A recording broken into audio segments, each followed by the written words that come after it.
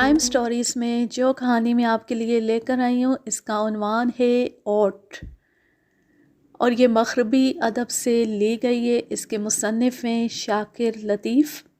بہت ہی دلچسپ کہانی ہے۔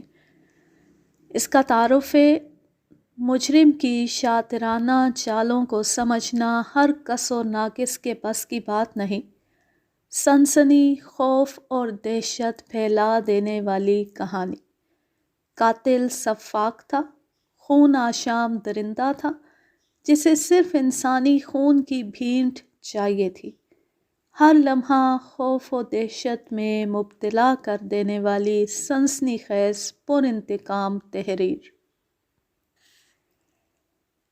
ایک پولیس آفیسر کو خطرناک دوراہے پر لا کھڑا کر دینے والی وارداتوں کا قصہ۔ سارجنٹ بٹلر جیسی شیرف کے آفس میں داخل ہوا، شیرف نے اسے کرسی پر بیٹھنے کا اشارہ کرتے ہوئے انٹرکام پر اپنے پی اے کو ہدایات جاری کیں کہ اسے کسی کی آمد پر ڈسٹرب نہ کرے اور ملاقاتی کو انتظار کرنے کا کہے۔ انٹرکام کریڈل پر رکھ کر وہ دوبارہ سارجنٹ بٹلر کی جانب متوجہ ہو گیا، تاہم کچھ بولنے کی بجائے اسے ایسی نظروں سے گھورنے لگا جیسے اپنی نگاہوں سے اس کا ایکس رے کرنا مقصود ہو۔ سارجنٹ اچھی طرح جانتا تھا کہ شیرف کے آفس میں اس کی طلبی کیوں ہوئی ہے اور شیرف اسے کیوں گھور رہا ہے، تاہم وہ بھی دانستہ کچھ بولنے سے گریز کرتے ہوئے شیرف کے بولنے کا منتظر رہا۔ اسے زیادہ دیر تک انتظار نہیں کرنا پڑا۔ کچھ ہی دیر میں شیرف کے لب ہلے۔ سارجنٹ بٹلر، یہ سب کیا ہو رہا ہے؟ پورے شہر میں خوف و ہراس پھیل گیا۔ میڈیا کی جانب سے بھی ایک طوفان برپا ہو چکا ہے۔ جس چینل کو بھی دیکھو وہ پولیس کی کارکردگی کو تنقید کا نشانہ بنا رہا ہے۔ اعلیٰ حکام کی طرف سے مجھ سے بھی سخت باز پرس ہوئی ہے، آخر تمہاری پولیس کیا کر رہی ہے؟ شہر میں 3 افراد قتل ہو چکے ہیں جبکہ تم ابھی تک قاتل کے بارے میں کوئی معمولی سا کلیو حاصل کرنے میں بھی ناکام رہے ہو۔ سر، ہم کام کر رہے ہیں۔ مجھے امید ہے کہ جلد ہی ہمیں قاتل کے بارے میں کلیو مل جائے گا اور ہم اسے گرفتار کرنے میں کامیاب ہو جائیں گے۔ سارجنٹ، تمہاری یہ باتیں میں پہلے بھی سن چکا ہوں۔ مجھے نہیں معلوم کہ تمہاری باتوں میں کہاں تک صداقت ہے، تاہم اگر موجودہ حالات و واقعات کا جائزہ لیا جائے تو ایسا محسوس ہوتا ہے کہ تمہارے پاس بھی کہنے کو کچھ نہیں ہے۔ ایسی بات نہیں ہے سر، یہ حقیقت ہے کہ ہم ابھی تک قاتل کے بارے میں کوئی واضح کلیو حاصل نہیں کر سکے، مگر ہم اس کی نفسیات سے کافی حد تک واقف ہو چکے۔ اب تک کی تفتیش سے یہ بات سامنے آ چکی ہے کہ یہ کسی ایسے جنونی شخص کا کام ہے جو آج کے ترقی یافتہ دور میں بھی ایسے مذہب سے وابستہ ہے جس میں انسانوں کی بھینٹ دی جاتی ہے تاکہ دیوتاؤں کو خوش کیا جا سکے۔ بظاہر یہ مضحکہ خیز سی بات ہے، مگر اس معاملے میں حقیقت ہے۔ تو کیا تم بھی اپنے ماتحت گیری کی اس رائے سے متفق ہو کہ یہ واقعی کسی ایسے شخص کا کارنامہ ہو سکتا ہے جو دیوتاؤں کو خوش کرنے کے لیے انسانوں کی بھینٹ دیتا ہو؟ بادی النظر میں ایسا ہی محسوس ہوتا ہے کہ گیری نے اپنی تفتیش کا درست رخ متعین کیا ہے۔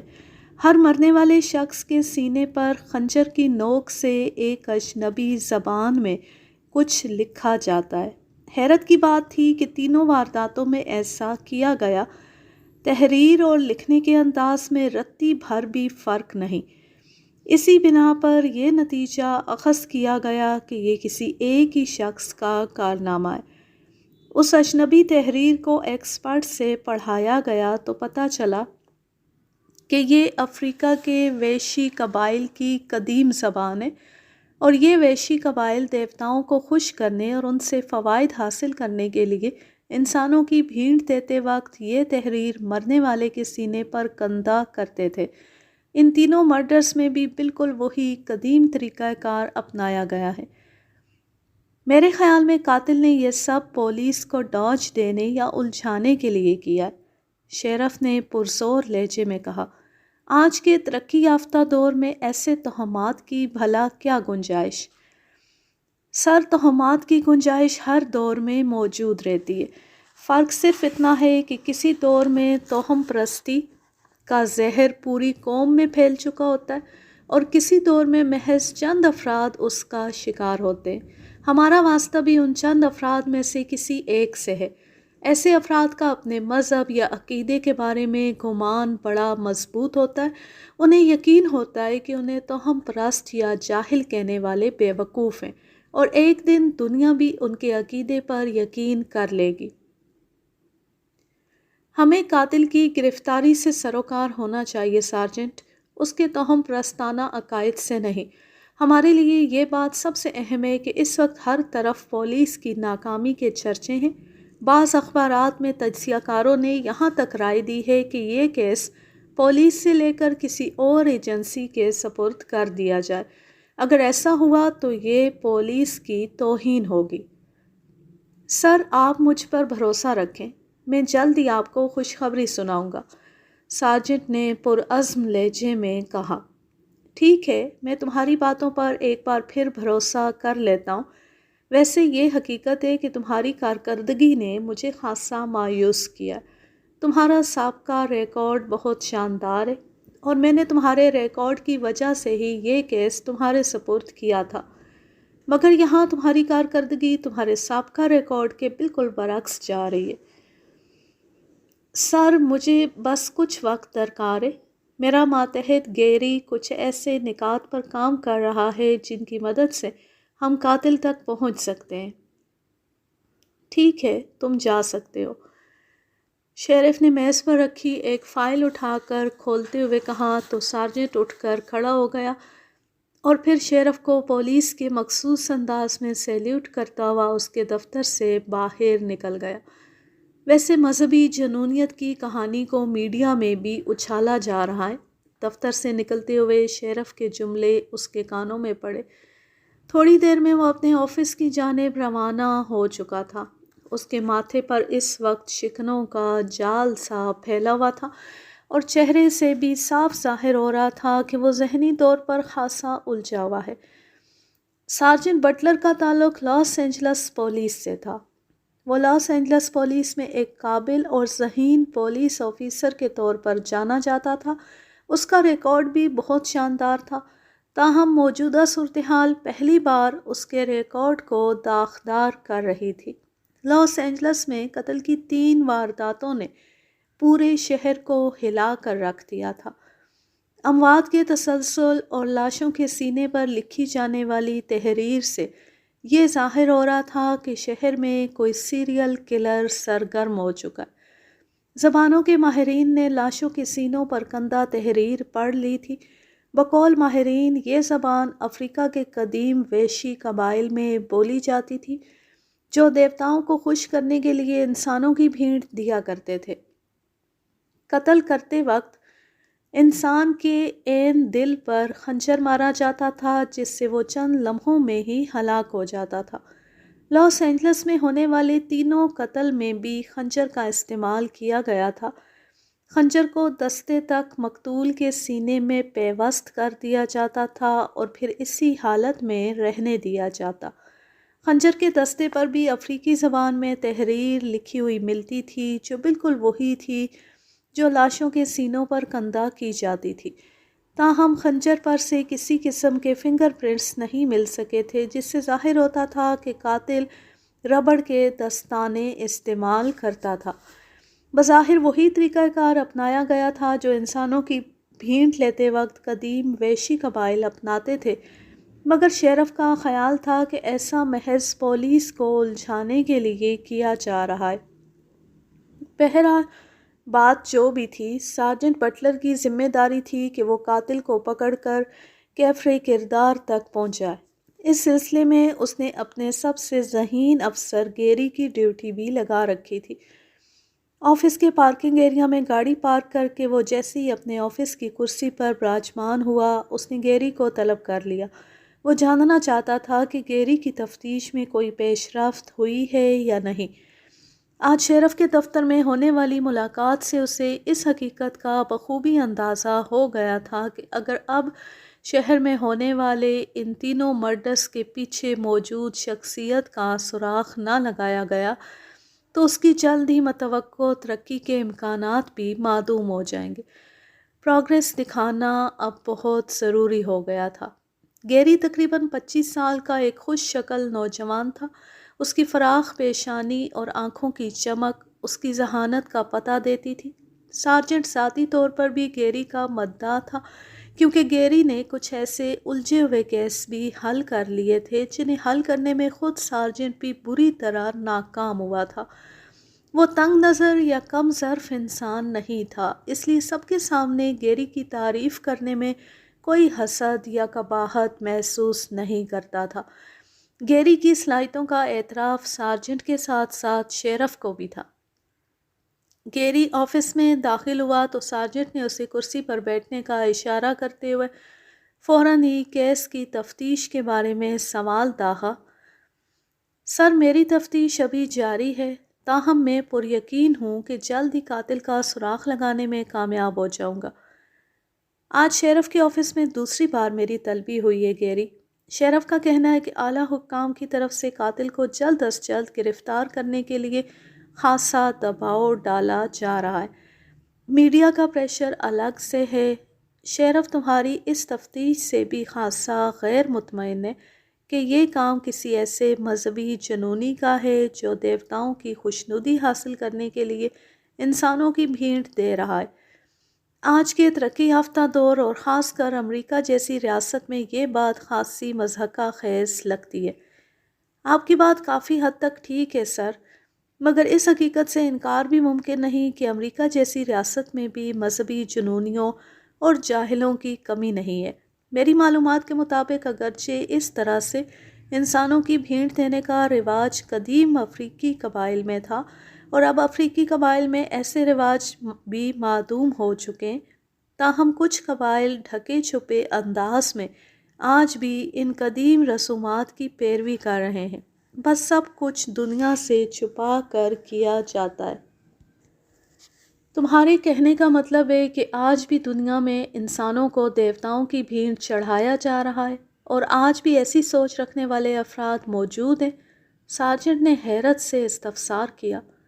سر، اس بات کو بالکل خارج از امکان بھی قرار نہیں دیا جا سکتا۔ قتل کی ان تینوں وارداتوں میں قاتل نے خنجر کا استعمال کیا ہے۔ وہ خنجر کو لاش کے دل میں پیوست چھوڑ کر چلا جاتا ہے، مگر اس سے پہلے کسی دوسرے خنجر یا نوکیلی شے سے مقتول کے سینے پر قدیم افریقی زبان سے تحریر کندہ کرنا نہیں بھولتا۔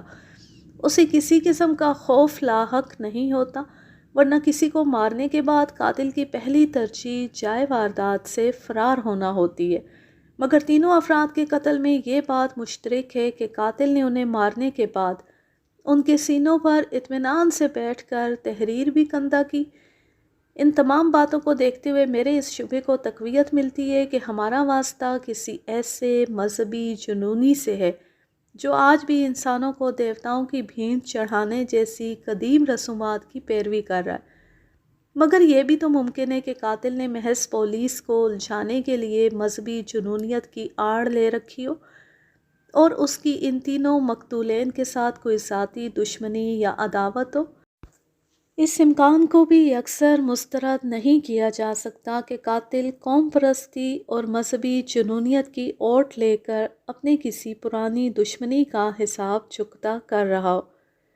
میں اس سلسلے میں بھی معلومات حاصل کر رہا ہوں، تاہم فی الحال تینوں مقتولین کا آپس میں کوئی تعلق ثابت نہیں ہو سکا۔ ویسے بظاہر نظر نہیں آتا کہ ان تینوں کا آپس میں کوئی تعلق ہو سکتا ہے، خاص کر ہیرسن سے، کیونکہ وہ ایک منشیات فروش تھا۔ منشیات فروشی کے علاوہ اس کے اور بھی دھندے تھے۔ پیسے کی خاطر وہ گھنونے سے گھنونا کام کرنے کو بھی تیار رہتا تھا۔ باقی دونوں افراد کا تعلق جرائم کی دنیا سے نہیں تھا۔ ایک ٹیکسی ڈرائیور اور دوسرا بینک میں ملازم تھا۔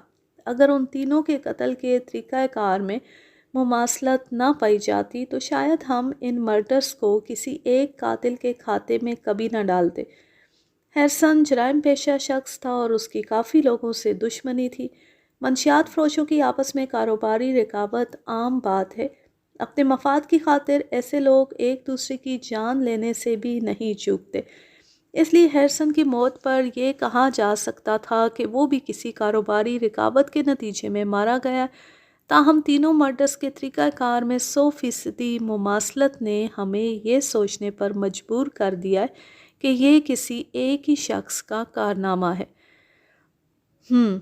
گیری کے دلائل سننے کے بعد سارجنٹ نے ہنکارا بھرا۔ وہ کچھ دیر تک خاموش بیٹھا سوچتا رہا، پھر بولا، ابھی تک ہم اس پراسرار قاتل کے بارے میں کوئی واضح کلیو تلاش نہیں کر پائے۔ ہم یہ بھی نہیں جانتے کہ وہ مزید افراد کی جانیں لے گا یا نہیں۔ شیرف نے اس بات پر خاصا زور دیا ہے کہ قاتل کو فی الفور گرفتار کیا جائے، اور پھر میڈیا بھی ان واقعات کو کافی اچھال رہا ہے۔ اگر شہر میں اس طرز کی مزید کوئی واردات ہوئی تو پولیس کی بہت بدنامی ہوگی۔ ممکن ہے یہ کیس پولیس سے لے کر کسی اور ایجنسی کے حوالے کر دیا جائے۔ ایسی صورت میں بدنامی کے ساتھ ساتھ پولیس کا موریل بھی نیچے گر جائے گا۔ اس کی نوبت نہیں آئے گی سر۔ مجھے امید ہے کہ ہم جلد ہی قاتل کو گرفتار کر لیں گے۔ تم نے اس کا سراغ لگانے کے لیے اگلا لائحہ عمل طے کر لیا ہے؟ میرے خیال میں ایک نقطے پر کام کیا جا سکتا ہے اور میں اس سلسلے میں معلومات حاصل کر رہا ہوں۔ تم کون سے نقطے کی بات کر رہے ہو؟ سر، قاتل ہر مقتول کے دل پر خنجر سے وار کرتا ہے اور پھر خنجر اس کے دل میں ہی پیوست رہنے دیتا ہے۔ خنجر کا دستہ لکڑی کا بنا ہوا ہوتا ہے اور اس پر بالکل ویسی تحریر کندہ ہوتی ہے جیسی مقتولین کے سینے پر کندہ کی جاتی ہے۔ قدیم افریقی زبان والے یہ خنجر ریڈی میڈ نہیں ہیں، بلکہ انہیں خصوصی طور پر کہیں سے تیار کروایا گیا ہے۔ میں شہر میں ایسے افراد کو چیک کروں گا جو کسٹمر کی ڈیمانڈ پر خنجر کے دستوں پر ان کی من پسند تحریروں کو کندہ کرتے ہیں۔ عام طور پر لوگ خنجروں پر اپنے نام وغیرہ کندہ کرواتے ہیں۔ شکاری حضرات اپنے دوستوں وغیرہ کو تحائف دیتے وقت بھی ایسے خنجر تیار کرواتے ہیں جن پر وصول کنندہ کا نام درج ہو۔ یہ تو بہت طویل اور اکتا دینے والا کام ہے، سارجنٹ نے غیر مطمئن لہجے میں کہا۔ اس طرح تو اس شہر کے ہزاروں افراد کو چیک کرنا پڑے گا، ان سے معلومات حاصل کرنا پڑیں گی، اور پھر خنجروں پر تحریریں کندہ کرنا ان کا معمول کا کام ہے۔ انہیں اپنا ہر گاہک کہاں یاد رہتا ہوگا، مگر جس نے بھی یہ تحریر کندہ کی ہے اسے یہ کسٹمر ضرور یاد رہ گیا ہوگا۔ یہ انسانی نفسیات ہے کہ انسان اپنے معمولات زندگی میں ہونے والے روٹین کے کام اور باتیں تو بھلا دیتا ہے، مگر کچھ غیر معمولی اور انفرادی خصوصیات کی حامل باتیں اسے کبھی نہیں بھولتی۔ خنجر پر کام کرنے والے اس شخص کو بھی انہی وجوہات کی بنا پر اپنے گاہک کا چہرہ یاد رہ گیا ہوگا۔ پہلی انفرادی خصوصیت تو وہ اجنبی زبان ہے جسے خنجر پر کندہ کیا گیا ہے، اور دوسری یہ کہ اس عجیب و غریب زبان کو خنجر پر بڑی مہارت سے کندہ کیا گیا ہے۔ یہ ایک باریک اور مشقت طلب کام ہے۔ کام کرنے والے نے اس کا منہ مانگا معاوضہ وصول کیا ہوگا، اس وجہ سے بھی اسے کسٹمر کی شکل یاد رہ گئی ہوگی۔ تاہم یہ بھی ممکن ہے کہ قاتل نے یہ تحریر خنجر پر خود کندہ کی ہو، بالکل اسی طرح جیسے وہ مقتولین کے سینوں پر کندہ کرتا ہے، یا پھر اس نے تحریر کندہ کرانے کا کام کسی دوسرے شہر سے کروایا ہو۔ ایسی کسی بھی صورتحال میں مجھے اپنی تفتیش کا رخ نئے سرے سے متعین کرنا پڑے گا۔ بہرحال فوری طور پر تفتیش کو آگے بڑھانے کے لیے میرے ذہن میں یہی ایک نکتہ ہے۔ آج سے اس پر کام شروع ہو جائے گا۔ ٹھیک ہے، جیسے تم مناسب سمجھو، مگر مجھے جلد از جلد کوئی قابل ذکر پروگریس چاہیے، کیونکہ میرے لیے شیرف کو جواب دہی مشکل ہوتی جا رہی ہے۔ ایسا محسوس ہوتا ہے جیسے شیرف کو بھی اس کیس کے سوا کوئی اور کام نہیں رہ گیا۔ میں پوری کوشش کر رہا ہوں سر، جلد ہی آپ کو خوشخبری سناؤں گا، گیری نے اٹھتے ہوئے کہا تو سارجنٹ نے بھی سر ہلا دیا۔ گیری جا چکا تھا، تاہم اس کے جانے کے بعد بھی سارجنٹ کچھ دیر اسی طرح بیٹھا رہا۔ آج شیرف سے ہونے والی ملاقات اور پھر گیری سے بات چیت نے اسے ذہنی طور پر خاصا الجھا دیا تھا۔ کچھ دیر بعد اس نے اپنی میز کی دراز سے ایک فائل نکال لی۔ یہ فائل شہر میں ہونے والے مرڈرز پر ہی تیار کی گئی تھی۔ اس نے فائل کھول لی۔ پہلے صفحے پر ایک گنجے سر اور نیلی آنکھوں والے ہیرسن کی تصویر تھی، ساتھ ہی اس کے بارے میں حاصل ہونے والی چیدہ معلومات بھی درج تھی۔ ہیرسن ایک جرائم پیشہ شخص تھا۔ وہ قاتل کا سب سے پہلا شکار تھا۔ اسے اس کے فلیٹ میں ہی قتل کیا گیا تھا۔ پولیس نے اب تک جو معلومات حاصل کی تھی ان کے مطابق ہیرسن رات 8 بجے کے بعد اپنے فلیٹ کا دروازہ کھلا رکھتا تھا، کیونکہ اس وقت منشیات کے متلاشی اس کے فلیٹ کا رخ کرتے تھے۔ وہ ہر ایک کے لیے بار بار دروازہ کھول اور بند نہیں کر سکتا تھا۔ اس کے دروازہ کھلا رکھنے کی یہی وجہ تھی۔ وہ وقت اس کے کاروبار کا تھا۔ وہ نوجوان لڑکے لڑکیوں کو گراں قدر قیمت پر منشیات کی پوڑیاں دیتا اور فوراً ہی وہاں سے چلتا کر دیتا تھا۔ وہ ایک بدنام زمانہ علاقے کا رہائشی تھا۔ اس پورے علاقے کو منشیات فروشی کا گڑھ سمجھا جاتا تھا، اس لیے پولیس بھی شاذ و نادر ہی اس جگہ کا رخ کرتی تھی۔ پولیس کی حاصل کردہ معلومات کے مطابق اس رات روٹین کے برعکس اس کے فلیٹ کا دروازہ مقفل تھا۔ نشے کے کچھ عادی افراد نے سمجھا کہ وہ موجود نہیں ہے، اس لیے موقع غنیمت جانتے ہوئے دروازہ توڑ کر اندر جا گھسے۔ ان کا خیال تھا کہ ہیرسن نے اپنے فلیٹ میں کافی مقدار میں منشیات چھپا رکھی ہوگی۔ نشے کی طلب سے ان کا جسم چور چور ہو رہا تھا، اس لیے دروازہ توڑ کر اندر داخل ہونے جیسا اقدام کر بیٹھے۔ مگر اندر داخل ہوتی انہوں نے ایک بھیانک نظارہ دیکھا۔ ہیرسن کی لاش زمین پر پڑی تھی۔ اس کے سینے میں عین دل کے مقام پر ایک خنجر پیوست تھا۔ وہ سب نشے کی تلاش میں اس جانب آئے تھے۔ اس وقت ان کی سوچ کا محور صرف اور صرف ہیروئن کی ایک پڑیا تھی۔ ایسی حالت میں انسان کا ذہن بھی ٹھیک طرح سے کام نہیں کرتا، مگر اس کے باوجود ان سب کو ہیرسن کو دیکھتی اندازہ ہو گیا کہ اس کی موت واقع ہو چکی ہے۔ ہیرسن کی بے نور آنکھیں ان کے خیال کو تقویت دے رہی تھی۔ وہ سب کے سب خوفزدہ ہو کر وہاں سے بھاگ کھڑے ہوئے، تاہم انہی میں سے ایک نے پولیس کو اطلاع دے دی۔ اطلاع ملنے پر پولیس حرکت میں آ گئی۔ عام طور پر پولیس والے اس بدنام علاقے کا رخ نہیں کرتے تھے، مگر یہ قتل کا معاملہ تھا، اس لیے پولیس کی بھاری نفری نے جائے وقوع پر پہنچ کر شواہد اکٹھے کرنا شروع کر دیے۔ ابتدائی تفتیش میں پولیس نے یہی رائے قائم کی کہ قاتل بھی ہیرسن کے پاس ہیروئن کے خریدار کی حیثیت میں آیا اور پھر موقع دیکھتے ہی اس پر خنجر سے وار کر ڈالا۔ اس وقت ہیرسن کے سینے پر کندہ تحریر کو کوئی معنی نہیں پہنائے جا سکتے تھے۔ فوری طور پر ہیرسن کی موت کو منشیات فروشوں کی کسی آپسی دشمنی کا شاخسانہ ہی سمجھا گیا۔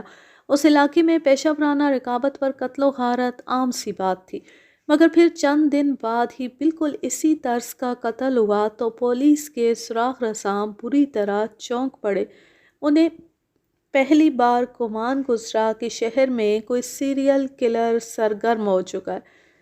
اس بار مارٹن نامی ایک ٹیکسی ڈرائیور کو قتل کیا گیا تھا۔ اسے اس کی ٹیکسی کے اندر ہی موت کے گھاٹ اتارا گیا تھا۔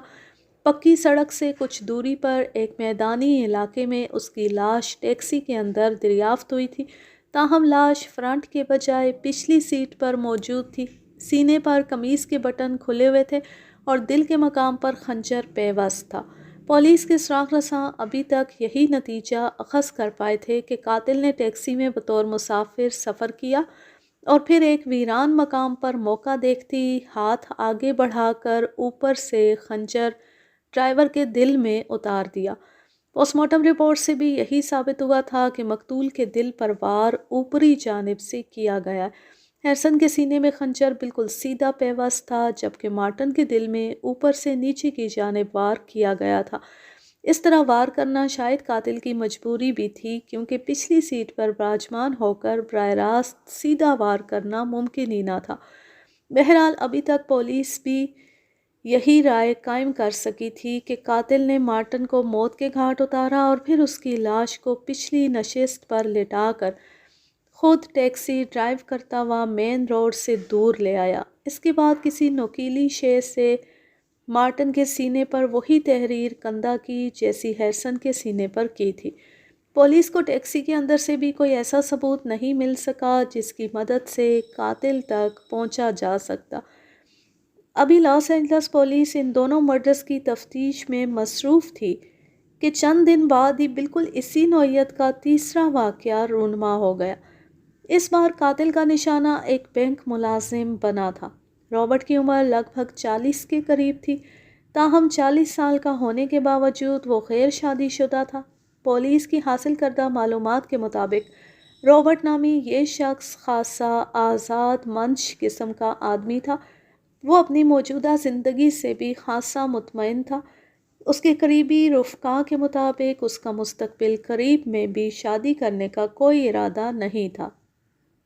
اس کی جاب اچھی اور تنخواہ مناسب تھی۔ اسے کسی قسم کی مالی پریشانی کا سامنا نہیں تھا۔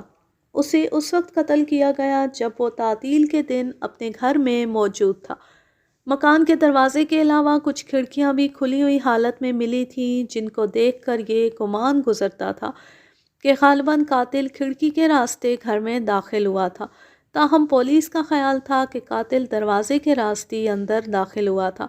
رابرٹ کے ہمسایوں کے مطابق رابرٹ جب گھر میں موجود ہوتا تو اس کے گھر کا دروازہ اکثر کھلا رہتا تھا۔ اس بارے میں یہی قیاس کیا گیا تھا کہ یہ اس کی خود اعتمادی یا بے احتیاطی کا نتیجہ تھا۔ بہرحال اس کی اس بے پرواہ عادت نے اسے موت کے منہ میں دھکیلنے میں اہم کردار ادا کیا تھا۔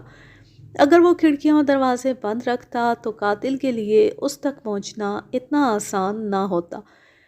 یکے بعد دیگرے قتل کی ان 3 وارداتوں نے پولیس کو چکرا کر رکھ دیا تھا۔ اب اس بات میں شک و شبے کی گنجائش باقی نہیں رہی تھی کہ یہ کسی سیریل کلر کا کام ہے۔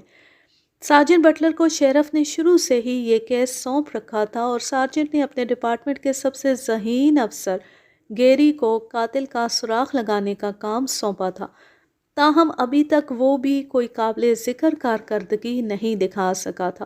سارجنٹ بٹلر تقریباً 5 بجے تک اپنے دفتری امور نمٹاتا رہا اور پھر گھر روانہ ہو گیا۔ آج اس نے اپنی بیوی اور بچوں کے ساتھ ڈنر باہر کرنے کا پروگرام بنا رکھا تھا، اس لیے وہ معمول کے برعکس جلدی گھر روانہ ہو گیا تھا۔ اگلے دن جب وہ اپنے آفس پہنچا تو گیری کچھ نئی اور اہم معلومات کے ساتھ اس کا منتظر تھا۔ سارجنٹ بٹلر دفتر میں داخل ہوا تو گیری نے کھڑے ہو کر پولیس کے مخصوص انداز میں سیلیوٹ کیا۔ سارجنٹ نے کرسی پر بیٹھتے ہوئے اس سے بھی سر کی جنبش سے بیٹھنے کا اشارہ کیا تو گیری بھی کرسی پر بیٹھ گیا۔ سر، میرے پاس کچھ نئی معلومات ہیں۔ گیری کا لہجہ خاصا پرجوش تھا۔ مجھے اس بات کا اندازہ تمہیں اپنے آفس میں انتظار کرتے دیکھ کر ہی ہو گیا تھا۔ کیا میں ٹھیک کہہ رہا ہوں؟ سر، معلومات خاصی اہم ہے۔ قتل ہونے والے تینوں افراد کے باہمی تعلق کے بارے میں کچھ نئے انکشافات سامنے آئے ہیں۔ ابھی تک ہمارا یہی خیال تھا کہ ہیرسن جیسے عادی جرائم پیشہ سے ٹیکسی ڈرائیور مارٹن اور بینک ملازم رابرٹ کا بھلا کیا تعلق ہو سکتا ہے؟ رابرٹ اور مارٹن نے اپنی ساری زندگی قانون کا احترام اور پاسداری کرتے ہوئے گزاری۔ ان کا کوئی کرمنل ریکارڈ نہیں ہے، جبکہ ہیرسن کا خمیر جرم کی دنیا میں پروان چڑھا۔ مگر ہیرسن کا رابرٹ اور مارٹن سے ماضی میں تعلق رہ چکا ہے۔ اگرچہ یہ تعلق کچھ وقت کے لیے ہی تھا، تاہم یہ تینوں ایک دوسرے کے لیے بالکل انجان نہیں تھے۔ کیا معلوم ہوا ہے؟ تفصیل سے بتاؤ۔ سر، تقریباً 1 سال پہلے ہیرسن نے ایک نوجوان لڑکے کو قتل کیا تھا۔ پولیس کو یقین تھا کہ اس نوجوان لڑکے کو ہیرسن نے ہی مارا ہے۔ اس سلسلے میں اسے گرفتار بھی کر لیا گیا، مگر عدم ثبوت اور گواہان کی عدم دستیابی کی وجہ سے وہ عدالت سے بری ہو گیا۔ ہیرسن کے ہاتھوں مارے جانے والے لڑکے کی عمر تقریباً 16-17 سال کے درمیان تھی اور وہ اس عمر میں ہی منشیات کا عادی ہو چکا تھا۔ وہ ہیرسن کا پکا گاہک تھا، اس لیے ہیرسن اس کے ساتھ ادھار بھی کر لیتا تھا، اور میری معلومات کے مطابق اس بار اس لڑکے نے کافی مقدار میں ادھار پر ہیروئن حاصل کر رکھی تھی۔ تاہم مقررہ وقت پر رقم ادا نہ کر پانا وجہ تنازع بنا اور ہیرسن نے اسے گولی مار کر قتل کر ڈالا۔ خاصی عجیب بات ہے، ورنہ منشیات فروش کسی کے ساتھ ادھار پر لین دین نہیں کرتے۔ عام طور پر ہیروئن کا سودا نقد اور فوری رقم کی ادائیگی پر ہوتا ہے۔ تمہاری معلومات ناقابل فہم لگتی ہیں۔ منشیات فروشوں کے پاس نقد رقم کے بتیرے گاہک موجود ہوتے ہیں۔ وہ ایسی صورتحال میں کسی کو ادھار یا کریڈٹ پر ہیروئن کیوں فروخت کریں گے؟ اور پھر اس واقعے سے ٹیکسی ڈرائیور مارٹن اور بینک ملازم رابرٹ کا کیا تعلق تھا؟ عام طور پر ایسا ہی ہوتا ہے سر۔ منشیات فروش اپنے مال کی نقد قیمت چاہتے ہیں اور نشے کی طلب میں بے حال نشئی ان کی یہ ڈیمانڈ پوری بھی کر دیتے ہیں۔ مگر ممکن ہے ہیرسن کے پاس ہیروئن وافر مقدار میں موجود ہو، اس لیے وہ اپنے روزانہ کے گاہکوں سے ادھار وغیرہ بھی کر لیتا ہو۔ میری معلومات کے مطابق ٹامی نامی وہ لڑکا بھی اس کا پرانا گاہک تھا، کبھی کبھی اسے ایڈوانس میں رقم بھی دے جاتا تھا، اس لیے ہیرسن نے اس پر اعتبار کر لیا۔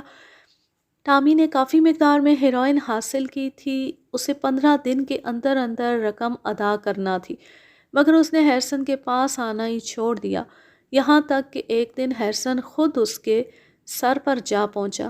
اس نے ٹامی سے اپنی رقم کا تقاضا کیا، دونوں میں تکرار ہوئی جو جھگڑے کی صورت اختیار کر گئی اور ہیرسن نے غصے میں آ کر ٹامی کو گولی مار دی۔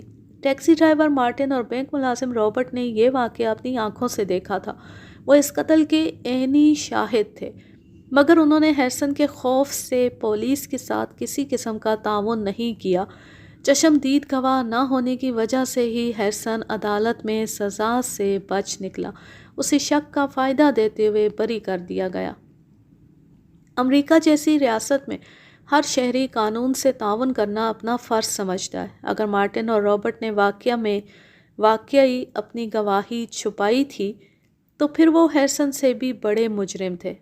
مگر اس بات کا کیا ثبوت ہے کہ تمہاری معلومات مصدقہ ہیں؟ رابرٹ اور مارٹن نے پولیس کے ساتھ کسی قسم کا تعاون نہیں کیا۔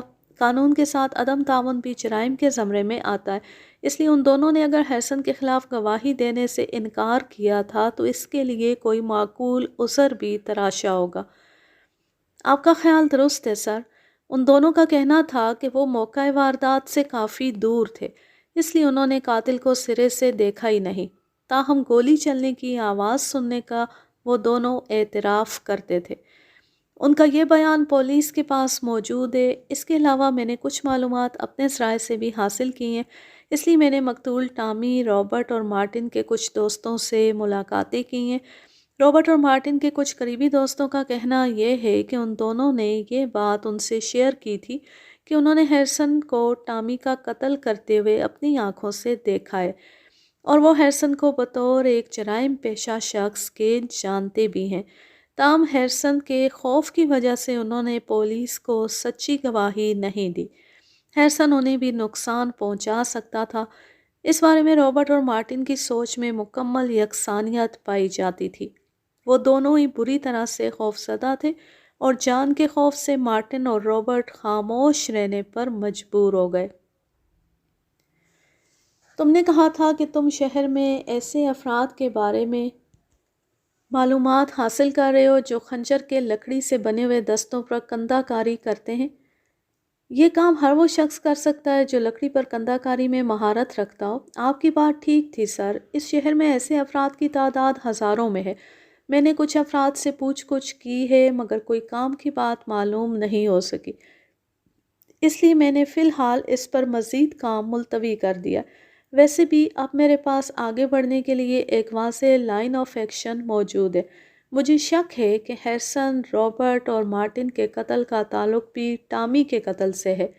ان تینوں کو انتقاماً قتل کیا گیا ہے۔ گویا تم اپنا سابقہ اندازہ خود ہی مسترد کر رہے ہو کہ یہ کام کسی مذہبی جنونی کا ہے، ورنہ تمہارا اپنا ہی خیال تھا کہ کوئی جنونی دیوتاؤں کو انسانوں کی بھیڑ دینے کے لیے یہ کام کر رہا ہے۔ شیرف بھی تمہاری رائے سے متفق نہیں تھا۔ مجھے بھی اب ایسا ہی محسوس ہو رہا ہے کہ میں اب تک غلط سمت میں جا رہا تھا۔ مقتولین کے سینوں پر وہ تحریر محض پولیس کو ڈوج دینے کے لیے ہی کندہ کی جاتی تھی۔ قاتل دانستہ ایسا کر رہا تھا تاکہ ہمیں غلط راہ پر ڈالا جا سکے۔ اس کی یہ چال کامیاب بھی رہی، مگر موجودہ حقائق سامنے آنے کے بعد میں اس نتیجے پر پہنچا ہوں کہ قاتل یہ سب ایک سوچے سمجھے منصوبے کے تحت کر رہا ہے۔ وہ کوئی مذہبی جنونی نہیں ہے بلکہ ایک بہترین پلانر ہے۔ مذہبی جنونیت کی تو اس نے محض اوٹ لے رکھی ہے۔ اچھا تو پھر تم بتاؤ کہ تم نے تفتیش کا دائرہ کار آگے بڑھانے کے لیے کیا لایا عمل طے کیا ہے؟ سر، میرا خیال ہے کہ ان تینوں افراد کو انتقاماً قتل کیا گیا۔ ہیرسن کو ٹامی کو مارنے کے بدلے میں قتل کیا گیا، جبکہ مارٹن اور رابرٹ کو گواہی چھپانے کی سزا کے طور پر مارا گیا ہے۔ ٹامی کو قتل ہوئے کتنا عرصہ گزرا ہے؟ 1 سال سے زیادہ کا عرصہ گزر چکا ہے۔ اگر تمہاری یہ بات تسلیم کر لی جائے کہ یہ تینوں قتل انتقاماً کیے گئے ہیں تو پھر بھی بہت کچھ وضاحت طلب ہے۔ پہلی بات تو یہ ہے کہ قاتل کون ہے، اور پھر اس نے انتقام لینے کے لیے 1 سال تک انتظار کیوں کیا؟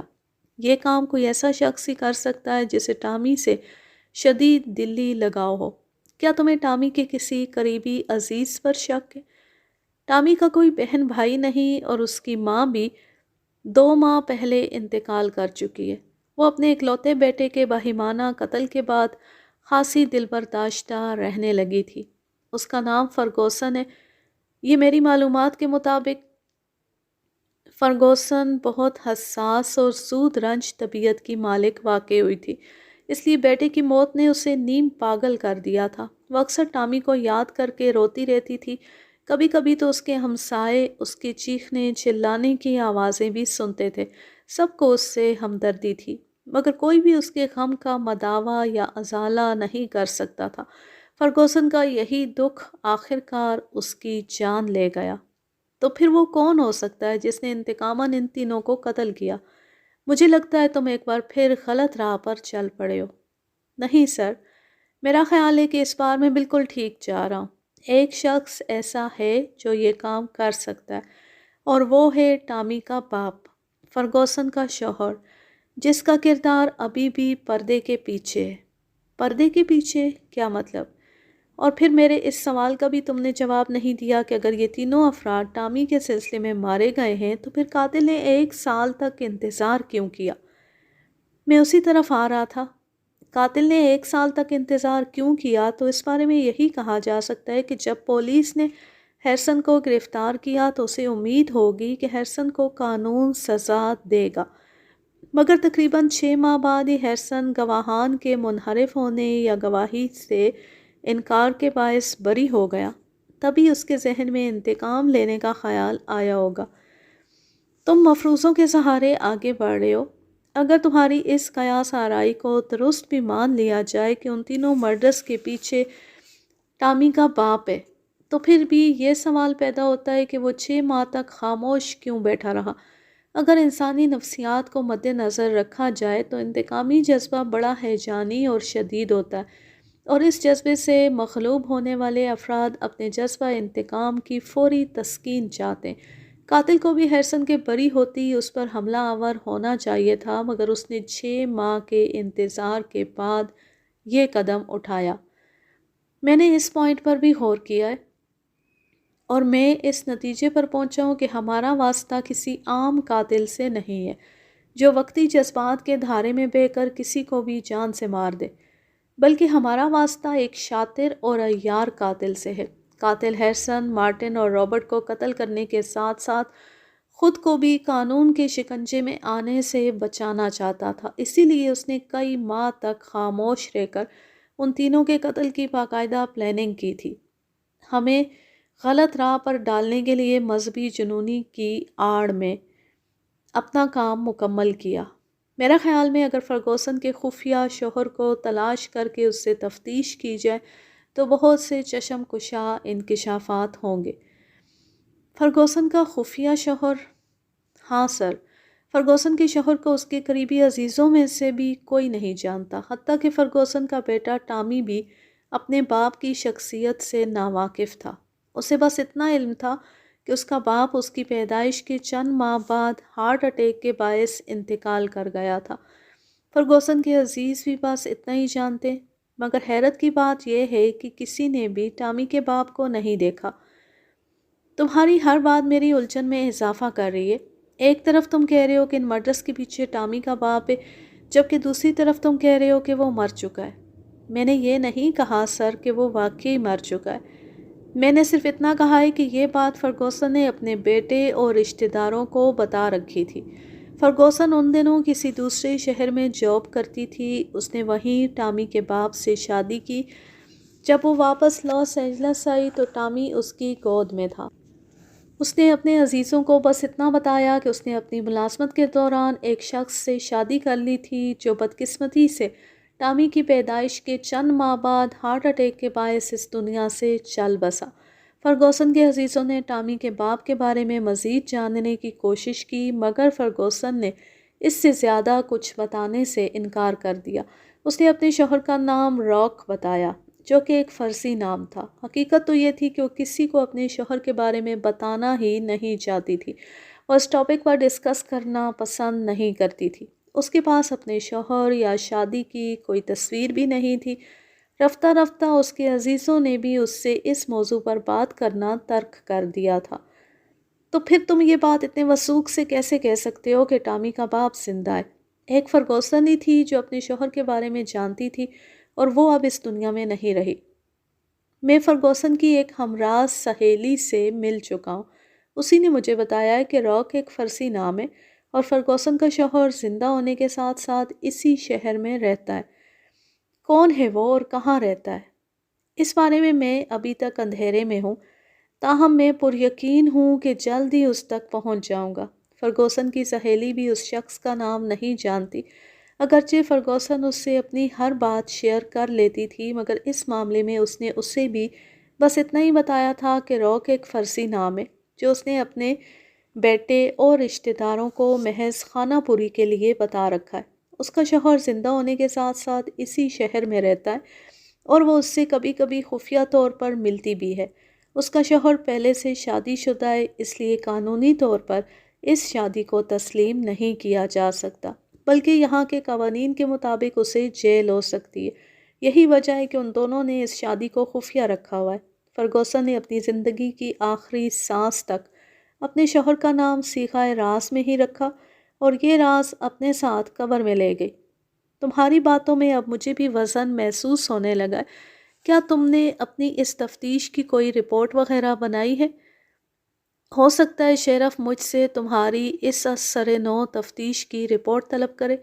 ابھی میں نے اپنی رائے صرف آپ سے شیئر کی ہے، ابھی بہت کچھ وضاحت طلب ہے۔ مجھے فرگوسن کے شوہر کا اصل نام تک معلوم نہیں، میں پہلے اس تک پہنچنا چاہتا ہوں، اس کے بعد ہی شیرف کے لیے مکمل اور جامع رپورٹ تیار کروں گا۔ میں نہیں چاہتا کہ پہلے کی طرح اس بار بھی میری رائے غلط ثابت ہو جائے اور شیرف کے سامنے آپ کو اور مجھے شرمندہ ہونا پڑے۔ اگر فرگوسن کی سہیلی درست کہہ رہی ہے تو پھر بھی فرگوسن کے شوہر کو تلاش کیسے کیا جائے؟ میں اپنا اگلا لائحہ عمل طے کر چکا ہوں۔ فرگوسن کی سہیلی سے مجھے ایک ایسی بات بھی معلوم ہوئی ہے جس سے میں اس شخص تک پہنچ سکتا ہوں۔ کون سی بات؟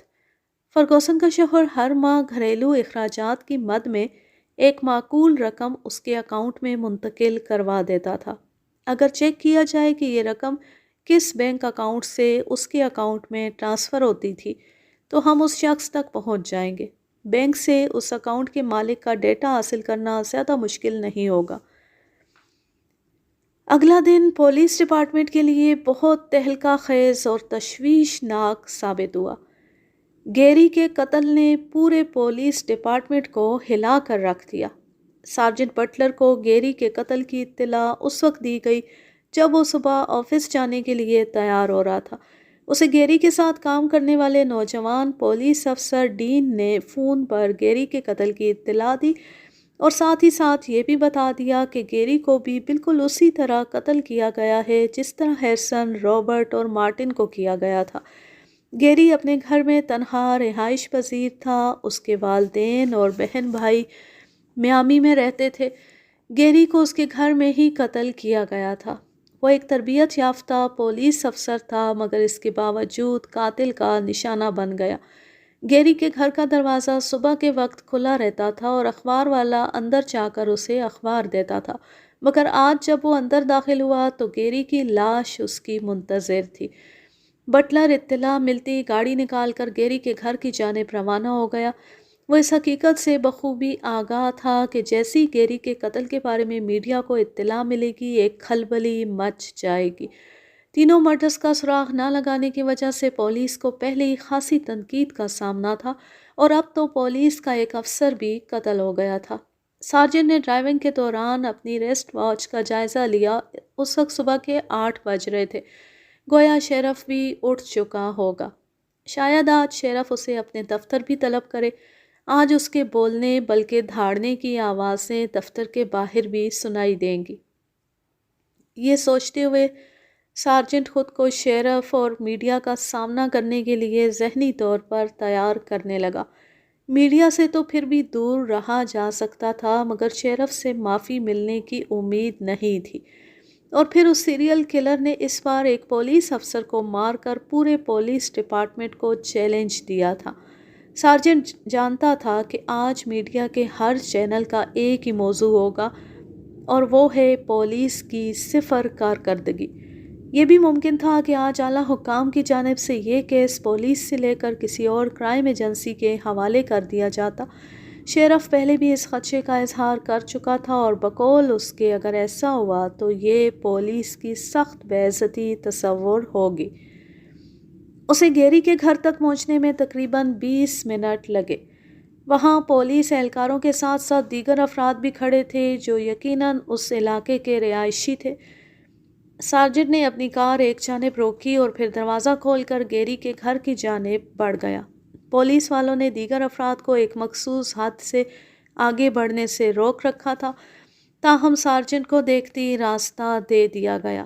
اسی لمحے گھر کے دروازے سے پولیس افسر ڈین برآمد ہوا۔ اس نے سارجنٹ کو دیکھتے ہی سیلیوٹ کیا۔ گیری کا قتل پورے شہر کو ہلا کر رکھ دے گا۔ پولیس کو جلد ہی کچھ کرنا پڑے گا۔ قاتل نے اس بار براہ راست پولیس کو چیلنج دیا ہے، سارجنٹ ڈین سے مصافحہ کرتے ہوئے بولا۔ آپ ٹھیک کہہ رہے ہیں، مگر ایسا تبھی ممکن ہے جب یہ کیس ہمارے پاس رہے گا، ڈین نے مایوسانہ لہجے میں کہا۔ کیا مطلب؟ سر، آپ سے کچھ دیر قبل مجھے شیرف نے براہ راست کال کی تھی۔ اس کا کہنا ہے ہمارے پاس صرف 2 دن کا وقت ہے۔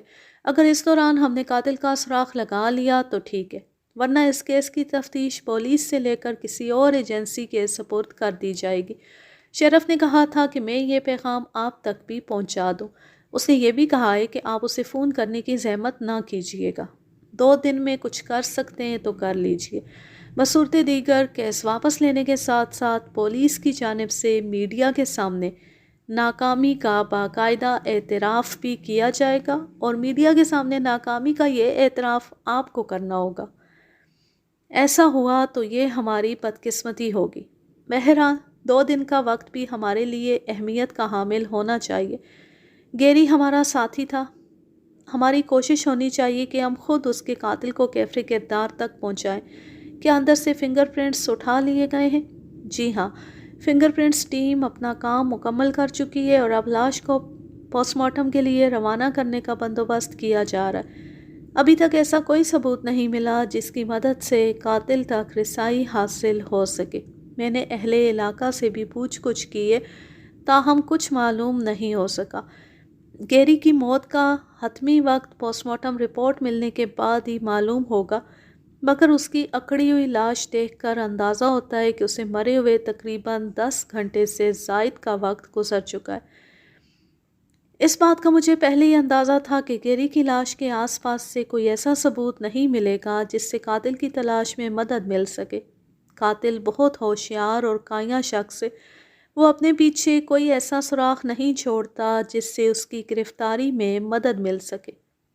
بہرحال آؤ ذرا گیری کی لاش کا معائنہ کر لیں۔ سر، آپ اندر تشریف لے جائیں۔ گیری میرا بہت پرانا ساتھی تھا۔ مجھ سے اس کی لاش کے پاس کھڑا نہیں ہوا جا رہا۔ اس کی بے نور آنکھیں اور مردہ چہرہ دیکھ کر میری بڑی عجیب حالت ہو جاتی ہے۔ ایسا نہیں کہ میں نے پہلے انسانی لاشیں نہ دیکھی ہوں، مگر گیری کے ساتھ کافی وقت گزرا تھا، شاید اس لیے اسے مردہ حالت میں دیکھ کر مجھ سے برداشت نہیں ہو پا رہا۔ کوئی بات نہیں، پولیس کی نوکری میں ایسے واقعات سے سامنا ہوتا رہتا ہے۔ سارجنٹ نے اس کے کندھے پر ہاتھ رکھتے ہوئے کہا اور پھر اپنے کوٹ کی جیب سے ربڑ کے دستانے نکال لیے۔ دستانے پہن کر اس نے ایک نظر ڈین کے چہرے پر ڈالی اور پھر گیری کے گھر کا دروازہ کھولتے ہوئے اندر داخل ہو گیا۔ اندر بھی پولیس کے چند اہلکار موجود تھے۔ ایک طرف فنگر پرنٹس ٹیم کے افراد کھڑے آپس میں بات چیت کر رہے تھے۔ ڈین سارجنٹ بٹلر کو بتا چکا تھا کہ فنگر پرنٹس اٹھانے والی ٹیم اپنا کام مکمل کر چکی ہے۔ وہاں پہلے سے موجود پولیس اہلکار اسے دیکھتی الرٹ ہو گئے۔ انہوں نے سارجنٹ کے قریب آتی پولیس کے مخصوص انداز میں سیلیوٹ کیا۔ ان کے پاس ہی فرش پر گیری کی لاش پڑی ہوئی تھی۔ ایک پولیس اہلکار لاش کے آس پاس چونے کی مدد سے نشانات لگا رہا تھا کیونکہ اب لاش کو پوسٹ مارٹم کے لیے روانہ کرنا تھا۔ سارجنٹ نے گیری کی لاش کا بغور جائزہ لیا۔ اس کی قمیض کے بٹن کھلے ہوئے تھے اور سینے پر کسی نوکیلی شے سے وہی تحریر کندہ کی گئی تھی جو اس سے پہلے سارجنٹ ہیرسن، مارٹن اور رابرٹ کے سینوں پر دیکھ چکا تھا۔ خنجر گیری کے سینے میں دستے تک پیوست تھا، دستے پر بھی وہی مخصوص تحریر کندہ تھی۔ سارجنٹ بٹلر کے ذہن میں ایک دن پہلے کا منظر گھوم گیا جب گیری نے اسے اس کیس کی تفتیش کے سلسلے میں ہونے والے کچھ نئے انکشافات کے متعلق بتایا تھا۔ گیری پر امید تھا کہ وہ جلد ہی قاتل تک پہنچ جائے گا، مگر اس سے پہلے وہ قاتل اس تک پہنچ گیا۔ قاتل کی تلاش میں سرگرداں گیری نے شاید یہ سوچا بھی نہ ہوگا کہ اگلا شکار وہ خود بننے والا ہے۔ گیری کی لاش کا جائزہ لیتے ہوئے سارجنٹ کے چہرے پر ہلکی سی افسردگی کے تاثرات اونت کر آئے۔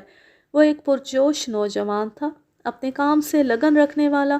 اس کی صلاحیتوں کا اعتراف سارجنٹ کو بھی تھا۔ اس کا خیال تھا کہ ذہین و فطین گیری بہت آگے جائے گا، مگر اب وہ اتنا آگے جا چکا تھا کہ اس کی واپسی ممکن نہ رہی تھی۔ شاید اس کی زندگی اتنی ہی تھی۔ سارجنٹ کے چہرے پر افسردگی کے تاثرات گہرے ہو گئے۔ اسی لمحے گھر کا دروازہ ایک دھماکے سے کھلا اور ڈین عجلت میں اندر داخل ہوا۔ اس کے اس طرح اندر داخل ہونے پر دیگر پولیس اہلکار اور سارجنٹ نے چونک کر اسے دیکھا۔ سارجنٹ کے چہرے پر ہلکی سی ناگواری کے تاثرات ابھر آئے۔ سر، ایک بڑا عجیب اور تشویشناک واقعہ رونما ہوا ہے۔ کیا ہوا؟ سر، ابھی مجھے پولیس ہیڈ کوارٹر سے فون آیا ہے۔ انہیں ڈیوڈ نام کے ایک نوجوان کی کال موصول ہوئی ہے جس نے فون پر بتایا کہ اب سے کچھ دیر قبل اس کے والد کو کسی نے مار ڈالا ہے۔ اس نوجوان کا کہنا ہے کہ یہ اس مذہبی جنونی کا کام ہے جس کا آج کل اخبارات اور میڈیا میں بڑا چرچا ہے۔ اس کے والد کے دل پر خنجر سے وار کیا گیا ہے اور قمیض کھول کر سینے پر کچھ آڑی ترچھی لکیریں بھی کھینچی گئی ہیں۔ اس نوجوان نے یہ بھی بتایا ہے کہ اس سے پہلے ہونے والے قتل میں ایک مقتول کے سینے کی بڑی قریبی تصویر اخبار میں شائع ہوئی تھی۔ اس کے باپ کے سینے پر بھی بالکل ویسی تحریر کسی نوکدار شے سے کندہ کی گئی ہے۔ نوجوان نے بتایا کہ اب سے کچھ دیر قبل وہ اپنے والد کو صحیح سلامت گھر چھوڑ کر بازار گیا تھا۔ اسی دوران قاتل نے اس کے باپ کو مار ڈالا۔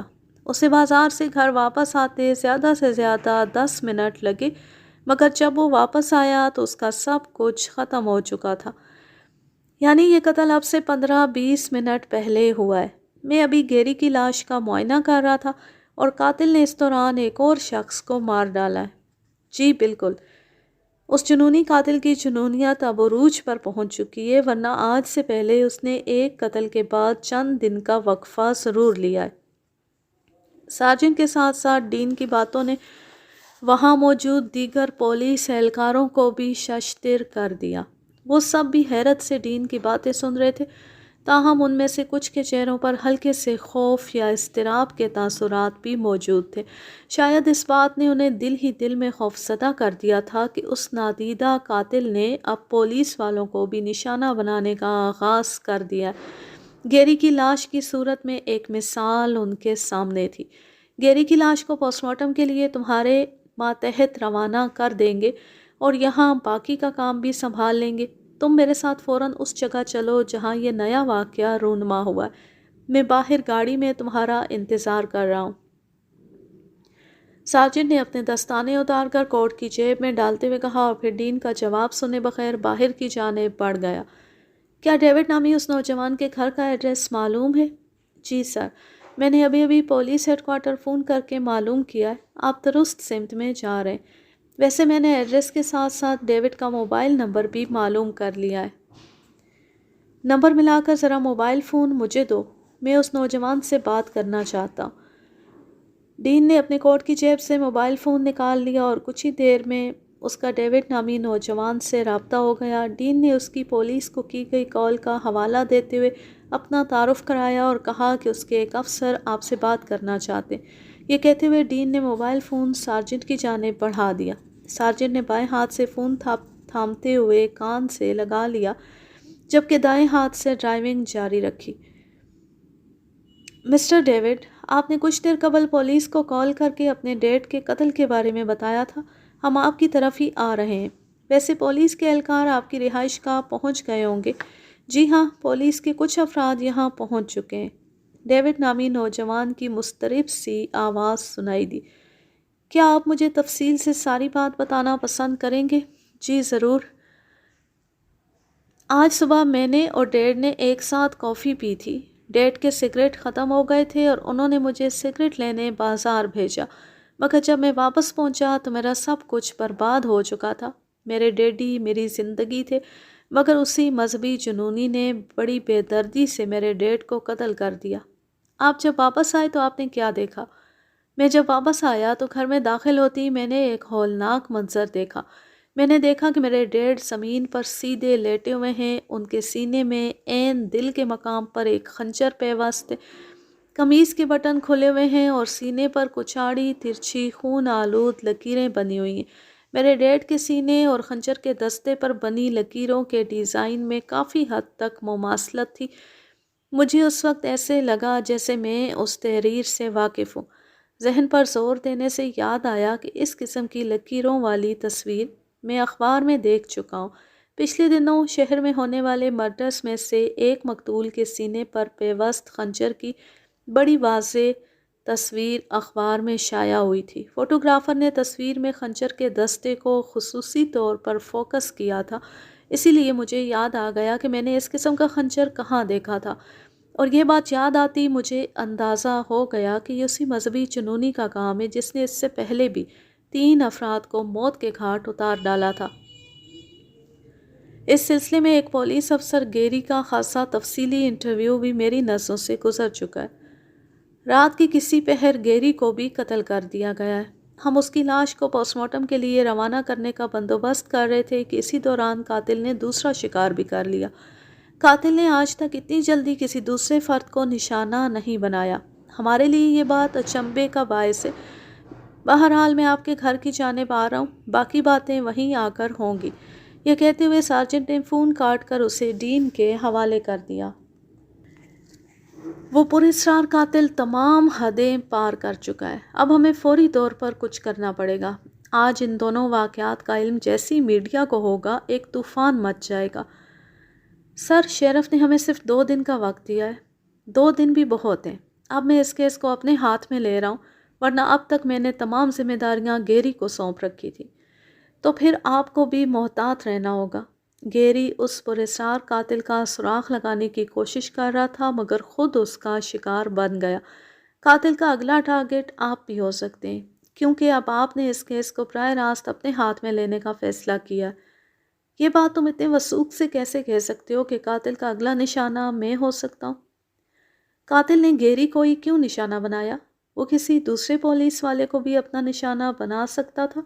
موجودہ حالات و واقعات اس طرف اشارہ کرتے ہیں کہ قاتل ان پولیس اہلکاروں کو جانتا ہے جو اس کا سراغ لگانے کی کوشش کر رہے ہیں۔ تمہاری باتوں میں وزن ہے، مگر ضروری نہیں کہ وہ دوبارہ کسی پولیس والے کو نشانہ بنائے۔ ڈیوڈ نامی اس نوجوان کا باپ پولیس اہلکار نہیں تھا۔ ڈین نے اس بار صرف سر ہلانے پر اکتفا کیا، تاہم سارجنٹ کی طرح اس کے چہرے پر بھی الجھن کے تاثرات نمایاں تھے۔ اس پراسرار قاتل نے پوری لاس اینجلس پولیس کو چکرا کر رکھ دیا تھا۔ دوسرے افراد کے ساتھ ساتھ قانون کے محافظ کو بھی اپنا نشانہ بنا ڈالا تھا، مگر اس کی شخصیت اب بھی پردے کی اوٹ میں چھپی ہوئی تھی۔ ابھی تک کوئی ایسا سراغ نہیں مل سکا تھا جس کی مدد سے تفتیش کو آگے بڑھایا جا سکتا۔ ڈیوڈ کا گھر گیری کے گھر سے خاصا دور واقع تھا۔ سارجنٹ کو ڈین کی رہنمائی میں وہاں تک پہنچنے میں تقریباً 1 گھنٹہ لگا۔ اس علاقے کے پولیس اسٹیشن کے اہلکار پہلے سے وہاں موجود تھے۔ سارجنٹ نے اپنی گاڑی ایک سائٹ پر روکی، پھر گاڑی سے اتر کر ڈین کے ہمراہ ڈیوڈ کے گھر کی جانب بڑھ گیا، جہاں کھڑے پولیس اہلکاروں نے اسے دیکھتے ہی راستہ دے دیا۔ وہ گھر خاصا وسیع و عریض اور کشادہ تھا۔ اندر تقریباً وہی منظر تھا جو سارجنٹ گیری کے گھر میں دیکھ چکا تھا۔ کچھ پولیس اہلکار ڈرائنگ روم کی دیواروں اور دیگر اشیاء پر مخصوص سپرے کر رہے تھے۔ یہ مخصوص سپرے فنگر پرنٹس اٹھانے کے لیے کیا جا رہا تھا۔ ایک طرف ایک بوڑھے شخص کی لاش پڑی ہوئی تھی، جس کے آس پاس ایک پولیس اہلکار چونے سے نشانات لگا رہا تھا۔ سارجنٹ ڈین کے ہمراہ لاش کی جانب بڑھ گیا۔ اس نے قریب سے بخور مرنے والے کا چہرہ دیکھا۔ وہ گنجے سر اور جھریوں زدہ چہرے والا ایک 60 سے 70 سالہ شخص تھا۔ دونوں کنپٹیوں کے اطراف میں سفید بالوں کی جھالر سی موجود تھی، جبکہ سر کا درمیانی حصہ کسی انڈے کی طرح سفید تھا۔ اس کی جسامت دیکھتی سارجنٹ کو اندازہ ہو گیا تھا کہ وہ خاصا کمزور اور نحیف تھا۔ سینے میں دستے تک خنجر پیوست تھا، جبکہ قمیص کے بٹن کھلے ہوئے تھے اور سینے پر وہی افریقی زبان کندہ تھی جو اس سے پہلے قاتل دوسرے مقتولین کے سینوں پر کندہ کرتا رہا تھا۔ اس بوڑھے شخص کی بے نور آنکھیں ابھی بھی کھلی ہوئی تھیں اور چہرے پر مرتے وقت کے تاثرات گویا ثبت ہو چکے تھے، شدید ترین حیرت کے ساتھ ساتھ خوف کے تاثرات۔ شاید اس نے قاتل کو دیکھا تھا اور یہ تاثرات اسی وقت اس کے چہرے پر منجمد ہو گئے تھے۔ سارجنٹ لاش کا جائزہ لینے کے بعد ڈرائنگ روم سے باہر نکل آیا۔ ڈین بھی اس کے ہمراہ تھا۔ ڈیوڈ نامی وہ نوجوان نظر نہیں آ رہا جس سے ہماری فون پر بات ہوئی تھی۔ گھر کے لان میں کھڑے ہوتے ہوئے سارجنٹ نے آس پاس کا جائزہ لیا۔ میں پتہ کرتا ہوں۔ ڈین ایک بار پھر ڈرائنگ روم میں داخل ہو گیا، جبکہ سارجنٹ وہیں کھڑا رہا۔ کچھ ہی دیر میں ڈین ایک نوجوان کے ساتھ واپس آیا۔ معاف کیجیے گا، میں ڈرائنگ روم سے ملحق کمرے میں تھا، اس نے مسافے کے لیے ہاتھ آگے بڑھاتے ہوئے کہا۔ سارجنٹ نے اس کی شخصیت کا جائزہ لیا۔ اس کا خیال تھا کہ ڈیوڈ کی عمر 30 سال سے کم ہی ہوگی۔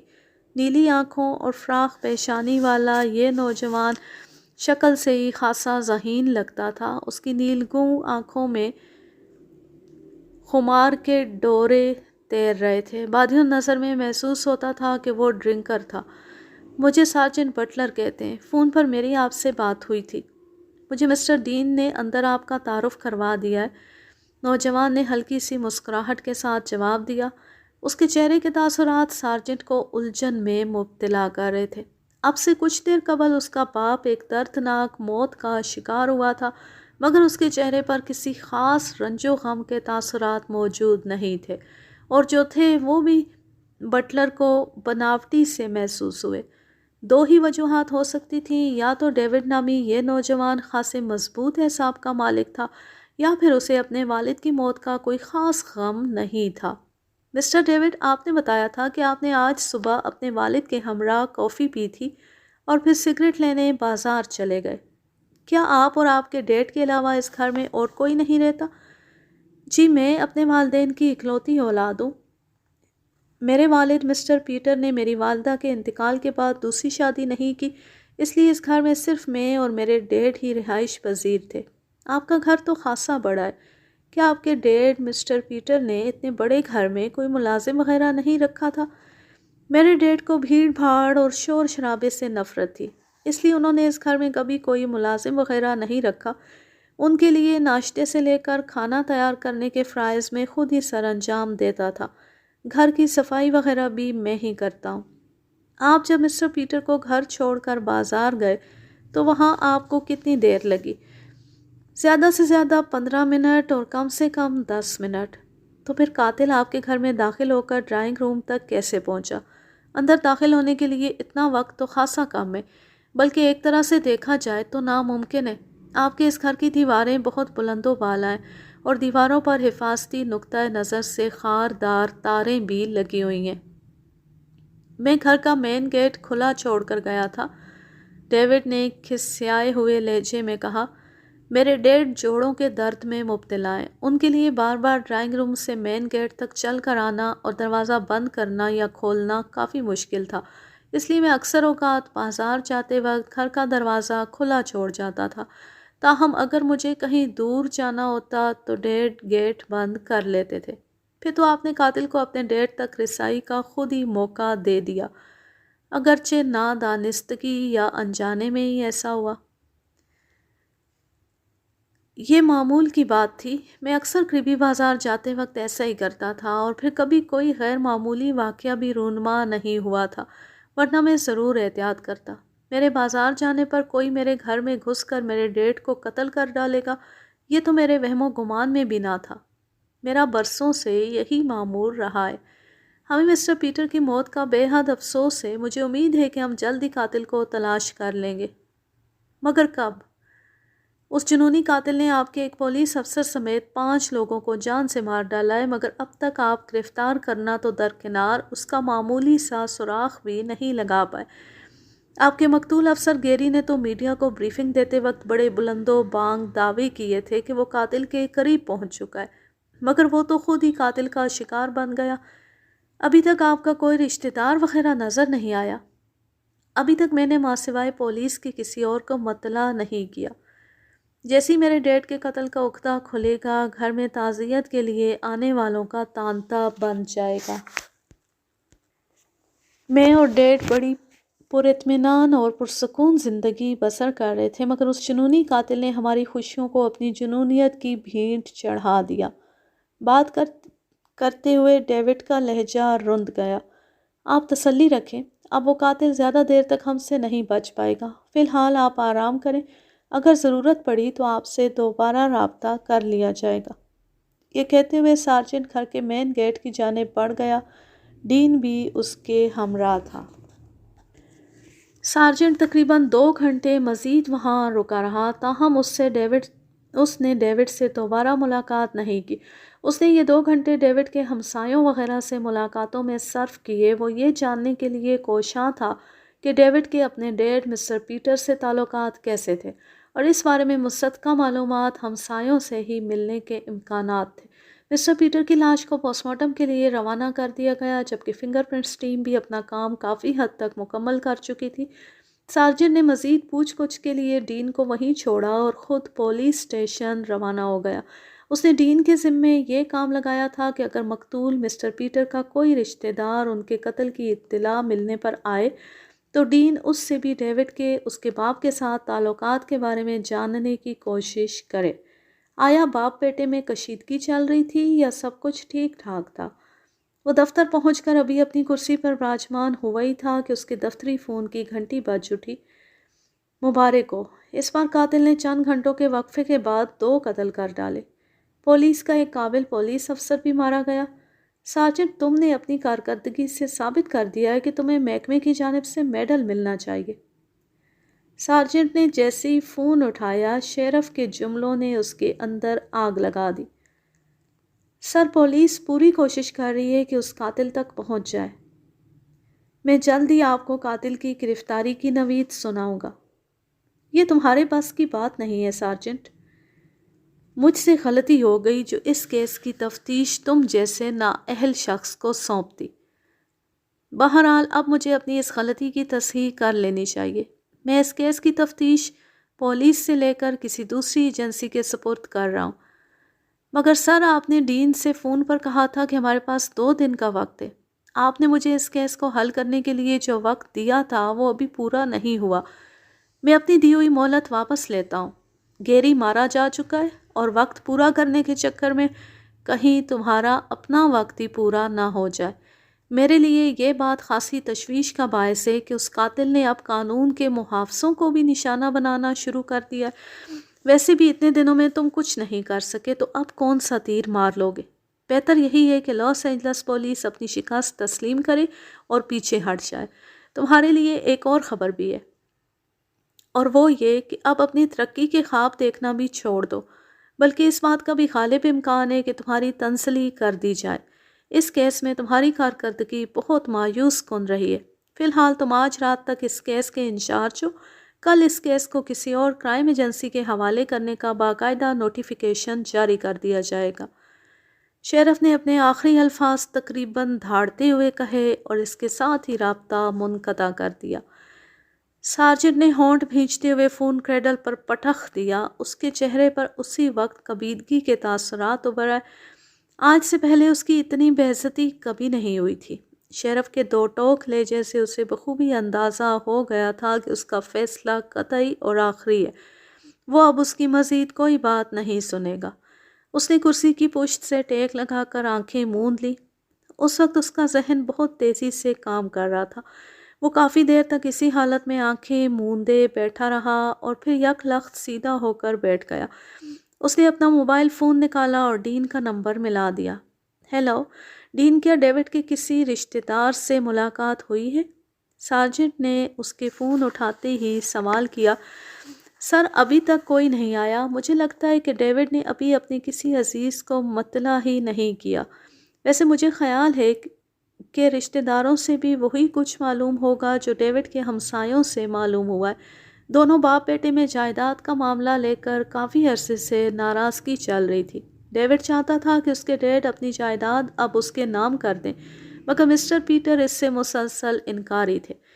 ڈیوڈ کے پاس اپنے ڈیڈ کو قتل کرنے کی ایک معقول وجہ تھی۔ اگر وہ جنونی قاتل درمیان میں نہ کود پڑتا تو ہم ڈیوڈ پر شک کر سکتے تھے، مگر اب ایسا نہیں ہے، کیونکہ حالات و واقعات اس جانب اشارہ کرتے ہیں کہ یہ اسی قاتل کا کارنامہ ہے جس نے پورے شہر میں خوف و ہراس پھیلا رکھا ہے۔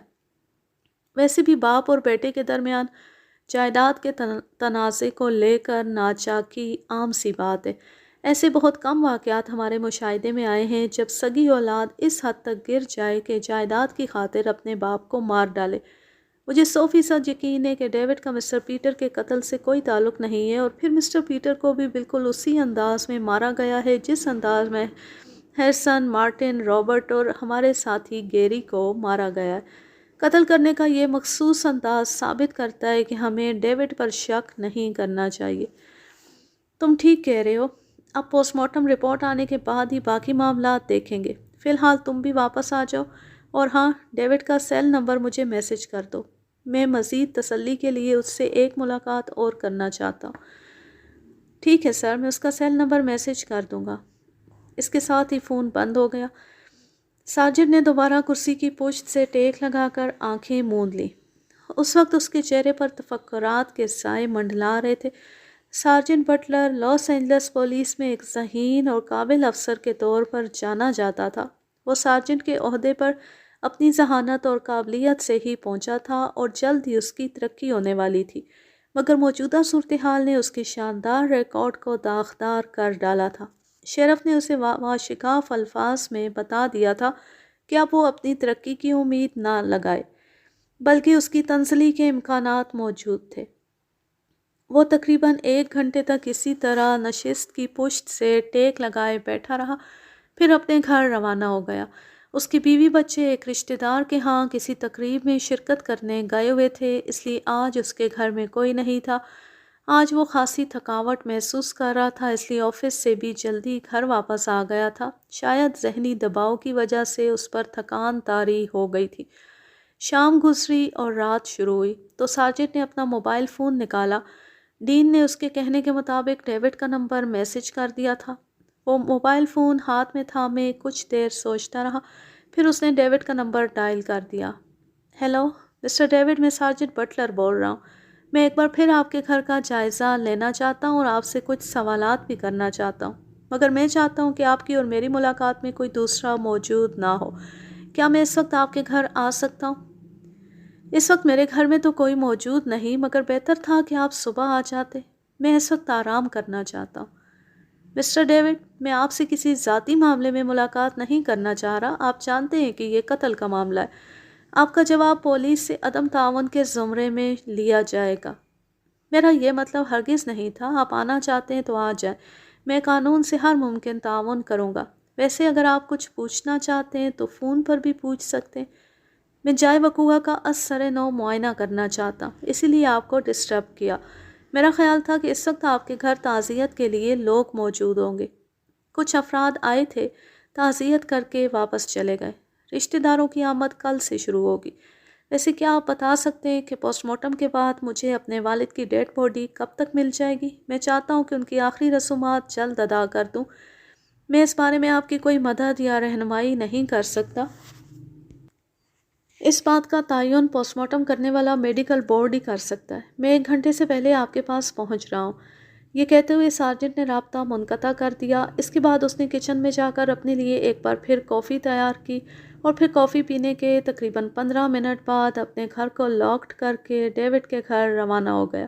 سڑک پر اس وقت گاڑیوں کا رش خاصا کم تھا، اس لیے وہ جلدی وہاں پہنچ گیا۔ اس نے اپنی کار ایک سائٹ پر کھڑی کی اور پھر نیچے اتر کر مسٹر پیٹر کے گھر کی بیل بجا دی۔ اسے زیادہ دیر انتظار نہیں کرنا پڑا، کچھ ہی دیر میں دروازہ کھل گیا۔ دروازہ ڈیوڈ نے خود ہی کھولا تھا۔ آئیے سارجنٹ۔ معاف کیجیے گا مسٹر ڈیوڈ، مجھے اس وقت آنا پڑا۔ دراصل میں آپ سے آپ کے والد کے بارے میں کچھ تفصیلی گفتگو کرنا چاہتا تھا۔ کوئی بات نہیں، آپ آئیں، ہم بیٹھ کر بات کرتے ہیں۔ ڈرائنگ روم ابھی سیلڈ ہے، پولیس نے کچھ نشانات وغیرہ لگائے ہیں۔ ان کا کہنا تھا کہ ابھی ڈرائنگ روم کے کچھ حصوں سے فنگر پرنٹس اٹھانے کا کام باقی ہے، یہ کام کل کیا جائے گا، اس لیے ڈرائنگ روم کو فی الحال بند رکھا جائے۔ ٹھیک ہے، کیوں نہ آپ کے والد کی لائبریری میں چل کر بیٹھا جائے؟ آپ کے ہمسایوں سے پوچھ گچھ کے دوران پتہ چلا تھا کہ مسٹر پیٹر مطالعے کے بہت شوقین تھے اور انہوں نے گھر میں ایک ذاتی لائبریری بھی بنا رکھی تھی جہاں تقریباً ہر موضوع پر مبنی کتاب موجود ہے۔ آپ نے ٹھیک سنا ہے، آئیے ہم لائبریری میں چل کر بیٹھتے ہیں۔ مسٹر پیٹر کی لائبریری سارجنٹ کی توقع سے بھی زیادہ بڑی تھی۔ لائبریری دیکھ کر ایسا محسوس ہوتا تھا جیسے مسٹر پیٹر نے اپنی زندگی میں مطالعے کے سوا کوئی دوسرا شوق نہیں پالا۔ ڈیوڈ نے اسے لائبریری میں رکھے ہوئے آرام دہ صوفے پر بٹھایا اور خود کافی بنانے کے لیے چلا گیا۔ اگرچہ سارجنٹ اپنے گھر سے 2 کپ کافی پی کر آیا تھا، تاہم جب ڈیوڈ نے اس سے کافی کے بارے میں پوچھا تو اس نے انکار نہیں کیا۔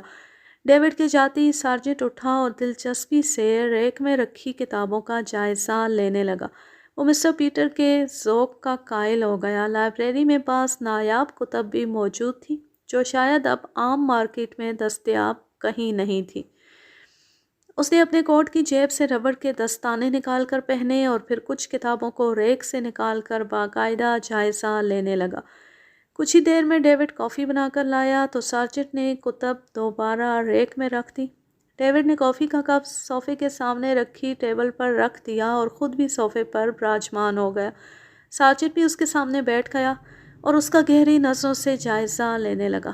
اس کے اس طرح گھورنے پر ڈیوڈ کو بے چینی محسوس ہونے لگی، تاہم سارجنٹ اس کی بے چینی کو نظر انداز کرتے ہوئے مسلسل اسے گھورے جا رہا تھا۔ ہاں تو سارجنٹ، آپ مجھ سے کیا پوچھنا چاہتے ہیں؟ مجھے آپ کے والد کی لائبریری سے یہ کتاب ملی ہے، کیا آپ بتا سکتے ہیں کہ یہ آپ کے ڈیڈ کو کہاں سے ملی؟ سارجنٹ نے اپنے کوٹ کی جیب سے ایک چھوٹی سی کتاب نکال کر ڈیوڈ کی جانب بڑھاتے ہوئے کہا۔ ڈیوڈ نے کافی کا مگ ٹیبل پر رکھا اور پھر ہاتھ آگے بڑھا کر سارجنٹ کے ہاتھوں سے وہ چھوٹی سی کتاب لے لی۔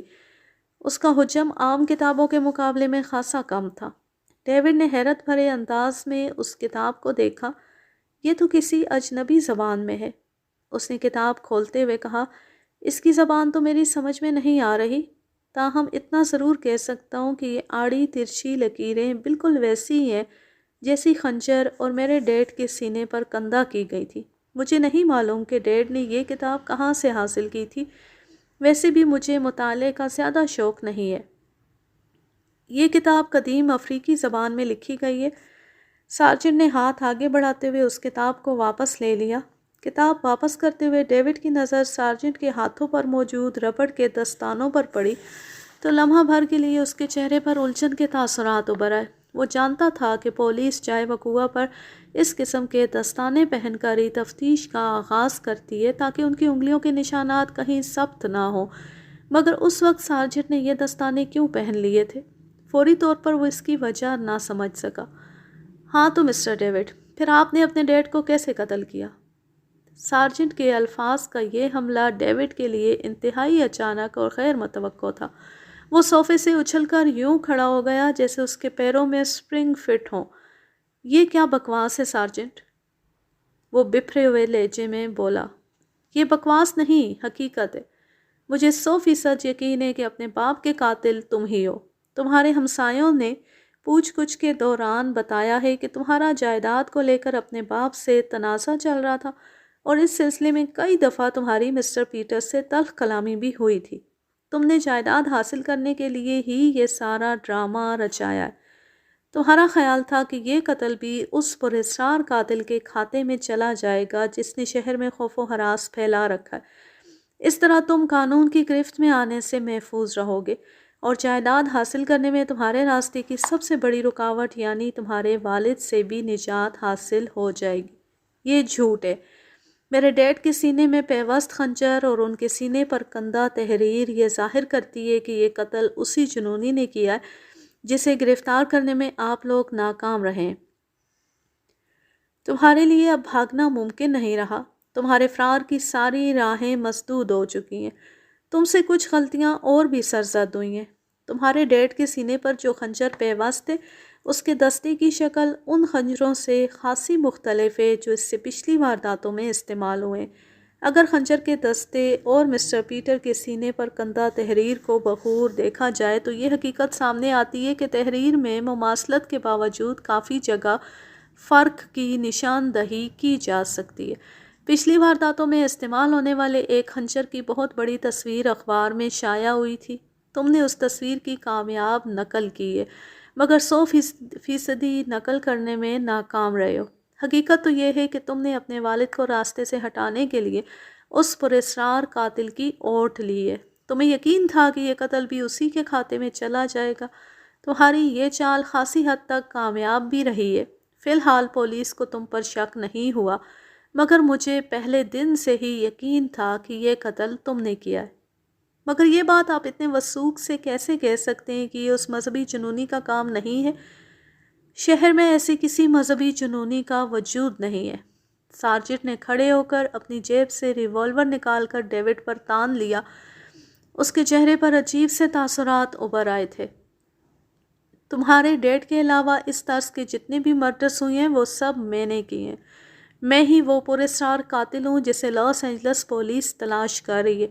خنجر پر قدیم افریقی تحریر اور مقتولین کے سینوں پر بھی وہی تحریر کندہ کرنا میرا رچایا ہوا ایک کھیل تھا۔ میں نے پولیس کو غلط راہ پر ڈالنے کے لیے یہ سب کچھ کیا تھا۔ حقیقت تو یہ تھی کہ میں مذہبی جنونیت کی اوٹ میں کچھ لوگوں کو سزا دے رہا تھا، کچھ لوگوں سے حساب چکتا کر رہا تھا۔ ڈیوڈ پر یہ انکشاف کسی بم کی طرح گرا تھا کہ مسٹر پیٹر کے علاوہ شہر میں ہونے والے قتل ایک پولیس افسر کر رہا تھا۔ میں مذہبی جنونیت کی اوٹ میں اپنا انتقام لے رہا تھا جبکہ تم نے جائیداد پر قبضہ کرنے کے لیے بھی وہی کھیل کھیلا۔ تم نے اپنے باپ کو مارتے وقت وہی طریقہ کار اختیار کیا جو میں کرتا تھا، تاہم کچھ جگہوں پر فرق باقی رہ گیا۔ ہم دونوں میں خاصی ذہنی ہم آہنگی پائی جاتی ہے تاہم جذبوں میں فرق ہے۔ تم نے لالچ کے جذبے کے تحت اپنی باپ کو قتل کر ڈالا جبکہ میں وہ بدنصیب باپ ہوں جس نے اپنے بیٹے کے قتل کا بدلہ لینے کے لیے یہ سب کچھ کیا۔ وہ بیٹا جسے میں کبھی اپنا نام بھی نہ دے سکا، حتیٰ کہ کبھی اس سے ملنے کی کوشش بھی نہیں کی کہ مبادا میرا راز نہ کھل جائے۔ امریکی قوانین میری راہ میں حائل ہو چکے تھے۔ میں نے برسوں پہلے فرگوسن نامی ایک عورت سے شادی کی تھی مگر کیونکہ میں پہلے سے شادی شدہ تھا اس لیے سزا سے بچنے کے لیے اس شادی کو خفیہ رکھا۔ فرگوسن کے بطن سے میرا ایک بیٹا ٹامی پیدا ہوا۔ میں نے اس شادی کے تمام فرائض نبھائے، بس میں ٹامی کو بیٹا نہ کہہ سکا۔ تاہم فرگوسن کو باقاعدگی سے اخراجات بھجواتا رہا اور چھپ کر اس سے ملتا بھی رہا۔ برسوں تک سب کچھ اسی طرح چلتا رہا، ہماری شادی خفیہ ہی رہی۔ اس دوران میرا بیٹا ٹامی منشیات کی لت میں مبتلا ہو گیا مگر فرگوسن نے یہ بات مجھ سے چھپائے رکھی۔ مجھے اس کے منشیات کی لت میں مبتلا ہونے کا اس وقت پتہ چلا جب وہ ہیرسن نامی ایک ہیروئن فروش کے ہاتھوں قتل ہو گیا۔ میں اپنی پہلی بیوی اور بچوں کے ساتھ ایک خوش و خرم زندگی بسر کر رہا تھا مگر فرگوسن بھی میری بیوی تھی اور ٹامی بھی میرا بیٹا تھا۔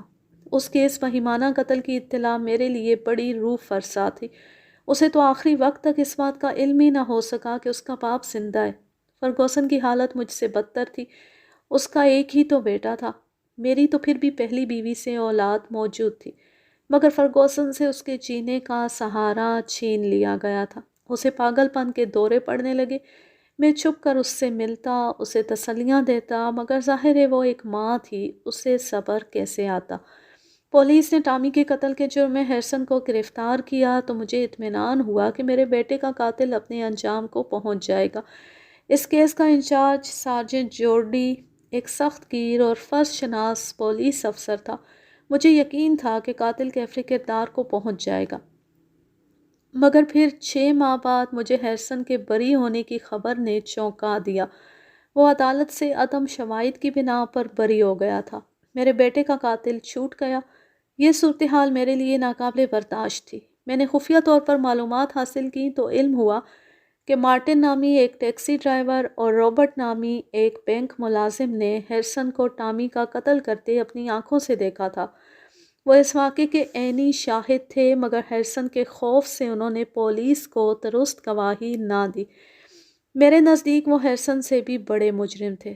اگر وہ پولیس کو درست بیان دے دیتے اور عدالت میں بھی اپنے اس بیان پر قائم رہتے تو ہیرسن کو سزا سے دنیا کی کوئی طاقت نہیں بچا سکتی تھی۔ بہرحال میں خود بھی قانون کا محافظ تھا، از خود قانون کو ہاتھ میں نہیں لے سکتا تھا، اس لیے خاموش ہو گیا۔ اور پھر 2 ماہ بعد میری بیوی فرگوسن بھی ٹامی کو یاد کرتے کرتے چل بسی۔ یہی وہ وقت تھا جب میرے دل میں یہ خیال پیدا ہوا کہ میں ٹامی کی موت کا بدلہ لوں اور ساتھ ہی ساتھ مارٹن اور رابرٹ کو بھی گواہی نہ دینے کی سزا دوں۔ میں ایک نظریاتی آدمی تھا، تمام عمر قانون کی پاسداری کرتے ہوئے گزری تھی۔ قانون شکنی کا یہ فیصلہ میرے لیے آسان نہ تھا۔ کئی ماہ گو مگو تسبسب کے عالم میں گزرے۔ بالآخر میں نے ہیرسن، مارٹن اور رابرٹ کو مارنے کے لیے ایک پلان ترتیب دے دیا۔ میں نے ہیرسن کو مارتے وقت دانستہ وہاں ایسے شواہد چھوڑے جن کی بنا پر اس قتل کو کسی مذہبی جنونی کا کام سمجھا جائے۔ مارٹن اور رابرٹ کو مارتے وقت بھی میں نے یہی طریقہ کار اختیار کیا۔ میری چال کامیاب رہی اور پولیس میری دکھائی گئی راہ پر چل پڑی، مگر پھر میرا ماتحت گیری میری مرحوم بیوی کی کسی ایسی سہیلی کو ٹریس کرنے میں کامیاب ہو گیا جسے فرگوسن نے یہ بتا رکھا تھا کہ اس کا شوہر زندہ ہے۔ گیری نے ہیرسن، مارٹن اور رابرٹ کے آپسی تعلق کا سراغ بھی لگا لیا۔ اسے معلوم ہو گیا کہ ہیرسن نے ٹامی نامی ایک لڑکے کو قتل کیا تھا اور مارٹن اور رابرٹ نے عینی شاہد ہونے کے باوجود پولیس کو سچی گواہی نہیں دی تھی۔ گیری بالآخر اس نتیجے پر پہنچ گیا تھا کہ ان مرڈرز کے پیچھے فرگوسن کے خفیہ شوہر کا ہاتھ ہو سکتا ہے۔ ایک وہی ہے جو اپنے بیٹے کا انتقام لینے کی خاطر اس حد تک جا سکتا ہے۔ گیری نے اپنی رائے مجھ سے شیئر کی اور اس سے پہلے کہ وہ اس بارے میں شیرف کو دینے کے لیے کوئی رپورٹ تیار کرتا، میں نے اسے بھی مار ڈالا۔ اسے مارنا ضروری تھا۔ وہ درست راہ پر چل پڑا تھا۔ وہ یہ معلوم کرنا چاہتا تھا کہ فرگوسن کے بینک اکاؤنٹ میں رقم کون بھجواتا ہے۔ وہ مجھے بے نقاب کرنے کے بہت قریب پہنچ گیا تھا، اس لیے اسے مارنا میری مجبوری تھی، ورنہ میں ذاتی طور پر اسے پسند کرتا تھا۔ وہ ایک ذہین اور قابل افسر تھا۔ اس کھیل میں وہ واحد شخص ہے جسے مارنے کا مجھے شدید دکھ ہے۔ وہ بہت تیز ترار آدمی تھا، مگر میری خنجر زنی کی مہارت اس کی تیز تراری سے کہیں زیادہ تھی۔ ڈیوڈ انگشت بدندہ چہرے اور ششدر نگاہوں سے سارجنٹ کی کہانی سن رہا تھا۔ اس نے اپنے باپ کو راستے سے ہٹانے کے لیے بڑی شاطرانہ پلاننگ کی تھی، مگر یہ تو اس کے وہم و گمان میں بھی نہ تھا کہ جس پراسرار قاتل کی اوٹ لے کر اس نے اپنے باپ کو ختم کیا ہے وہ سارجنٹ خود بھی ہو سکتا ہے۔ تو اب تم کیا کرنے والے ہو؟ جانتے ہو جو کتاب میں نے تمہیں دکھائی ہے وہ مجھے تمہارے والد کی لائبریری سے نہیں ملی، وہ میں اپنے ساتھ لے کر آیا تھا۔ اس کتاب پر میں تمہاری انگلیوں کے نشانات تو لے ہی چکا ہوں۔ مجھے یہ سب کچھ بتانے کا مقصد کیا ہے؟ اگر تمہیں یقین ہے کہ میں نے اپنے والد کو مارا ہے تو مجھے گرفتار کر لو۔ مجھے اب تمہاری اوٹ میں چھپنا ہے، ہمیشہ کے لیے۔ کیا مطلب ہے تمہارا؟ مطلب بڑا صاف اور واضح ہے۔ تم نے اپنے ڈیڈ کو راستے سے ہٹانے کے لیے جو کھیل کھیلا ہے، میں وہی کھیل تمہارے ساتھ کھیلوں گا۔ تم نے اپنے ڈیڈ کا قتل اس پراسرار قاتل یعنی میرے کھاتے میں ڈالنے کی کوشش کی تھی۔ اب میں ہیرسن، رابرٹ، مارٹن اور گیری کا قتل تمہارے کھاتے میں ڈال دوں گا۔ میں اپنی رپورٹ میں لکھوں گا کہ شہر میں ہونے والے باہمانہ قتل تم نے کیے ہیں۔ تم ہی وہ مذہبی جنونی ہو جس نے پورے شہر میں خوف و ہراس پھیلا رکھا ہے۔ تم اپنی اس جنونیت میں اس حد تک گر گئے کہ تم نے اپنے سگے باپ کو بھی دیوتاؤں کی بھینٹ چڑھا دیا۔ میں اپنی جیب میں موجود قدیم افریقی زبان پر مبنی کتاب کے بارے میں دعویٰ کروں گا کہ یہ تمہارے گھر سے برآمد ہوئی ہے۔ میں ایک پولیس والا ہوں، میری بات پر یقین کر لیا جائے گا۔ اس طرح میری نوکری بھی بچ جائے گی اور جلدی ترقی بھی ہو جائے گی۔ میں ایک تیر سے کئی شکار کروں گا۔ میں سب کچھ سچ سچ اگل دوں گا، ڈیوڈ ہذیانی انداز میں بولا۔ میڈیا اور پولیس کے دیگر سراغ رساں اتنی آسانی سے تمہاری بات پر یقین نہیں کریں گے۔ ممکن ہے فوری طور پر یقین نہ کیا جائے، مگر چند ماہ تک جب اس طرز کا مزید کوئی قتل نہیں ہوگا تو سب کو میری رپورٹ پر یقین کرنا پڑے گا۔ رہ گئی تمہارے شور مچانے کی بات، تو اس کی نوبت کبھی نہیں آئے گی۔ میں تمہیں زندہ ہی نہیں چھوڑوں گا۔ تم نے میرا پورا پلان نہیں سنا۔ میں تمہارے ڈیڈ کے قتل کے بارے میں تم سے مشکوک ہو چکا تھا، تفتیش کے لیے اکیلا تمہارے گھر آیا، صوفے پر پڑی قدیم افریقی زبان پر مبنی یہ کتاب دیکھ کر اس بارے میں تم سے سوالات کیے۔ میرے تیکھے سوالات پر تم پر جنونیت کا دورہ سا پڑ گیا اور تم نے کوٹ کی جیب سے خنجر نکال کر مجھ پر حملہ کر دیا۔ شاید تم مجھے بھی اپنی جنونیت کی بھینٹ چڑھانا چاہتے تھے۔ حملہ اتنا اچانک تھا کہ مجھے اپنے دفاع میں گولی چلانی پڑی، عجلت اور بوکھلاہٹ میں نے تمہاری ٹانگ کی بجائے سر میں گولی مار دی۔ اپنی جان بچانے کے لیے میں نے مجبوری میں یہ قدم اٹھایا۔ یہ کہتے ہوئے سارجنٹ نے اپنے ہاتھ میں موجود ریوالور کا ٹریگر دبا دیا۔ کان پھاڑ دینے والا دھماکہ ہوا اور ماتھے کے عین درمیان میں گولی کھا کر ڈیوڈ زمین پر جا گرا۔ سر میں لگنے والی گولی نے اسے تڑپنے کا موقع بھی نہیں دیا۔ اس کی حیرت اور خوف سے کھلی آنکھیں یک لخت بے نور ہو گئیں۔ سارجنٹ اس کی لاش کے قریب آیا۔ وہ چند لمحوں تک عجیب سی نگاہوں سے ڈیوڈ کے مردہ چہرے کا جائزہ لیتا رہا، پھر اس نے اپنے کوٹ کی جیب سے وہی کتاب نکال لی جو اس نے ڈیوڈ کو دکھائی تھی۔ اس نے وہ کتاب ڈیوڈ کی لاش کے پاس پھینک دی۔ اس کے بعد اس نے اپنے کوٹ کی جیب سے لکڑی کے دستے والا ایک درمیانے سائز کا خنجر نکال لیا۔ یہ بالکل اسی طرز کا خنجر تھا جو وہ ہیرسن، مارٹن، رابرٹ اور گیری کو مارتے وقت استعمال کر چکا تھا۔ وہ اپنے گھر سے پوری تیاری کے ساتھ آیا تھا۔ اگرچہ اس نے ربڑ کے دستانے پہن رکھے تھے، تاہم پھر بھی احتیاطاً جیب سے رومال نکال کر خنجر کو اچھی طرح صاف کیا اور پھر نیچے جھکتے ہوئے اسے ڈیوڈ کے ہاتھوں میں تھما کر اس کی مردہ مٹھی مضبوطی سے بند کر دی۔ یہ سب کرنے کے بعد اس کے چہرے پر گہرے اطمینان کے تاثرات اُوت کر آئے۔ دنیا اب تمہیں قاتل سمجھتی رہے گی۔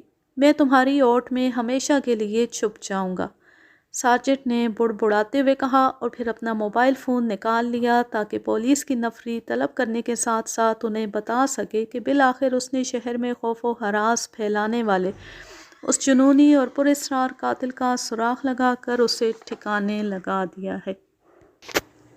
یوں یہ زبردست کہانی اپنے اختتام کو پہنچی۔ اب میں لیتی ہوں آپ سے اجازت۔ جہاں رہیں خوش رہیں، شاد و آباد رہیں، ہنستے مسکراتے رہیں، اور اگر یہ کہانی یا میرا انداز پسند آئے تو اس چینل کو سبسکرائب ضرور کر لیں اور بیل آئیکن کو ضرور پریس کریں تاکہ آنے والی ہر نیو ویڈیو کی نوٹیفیکیشن آپ کو بر وقت ملتی رہے۔ ویڈیو کو لائک کیجئے، زیادہ سے زیادہ شیئر کیجئے اور اچھا سا کومنٹ کیجئے۔ اللہ حافظ، اللہ نگہبان۔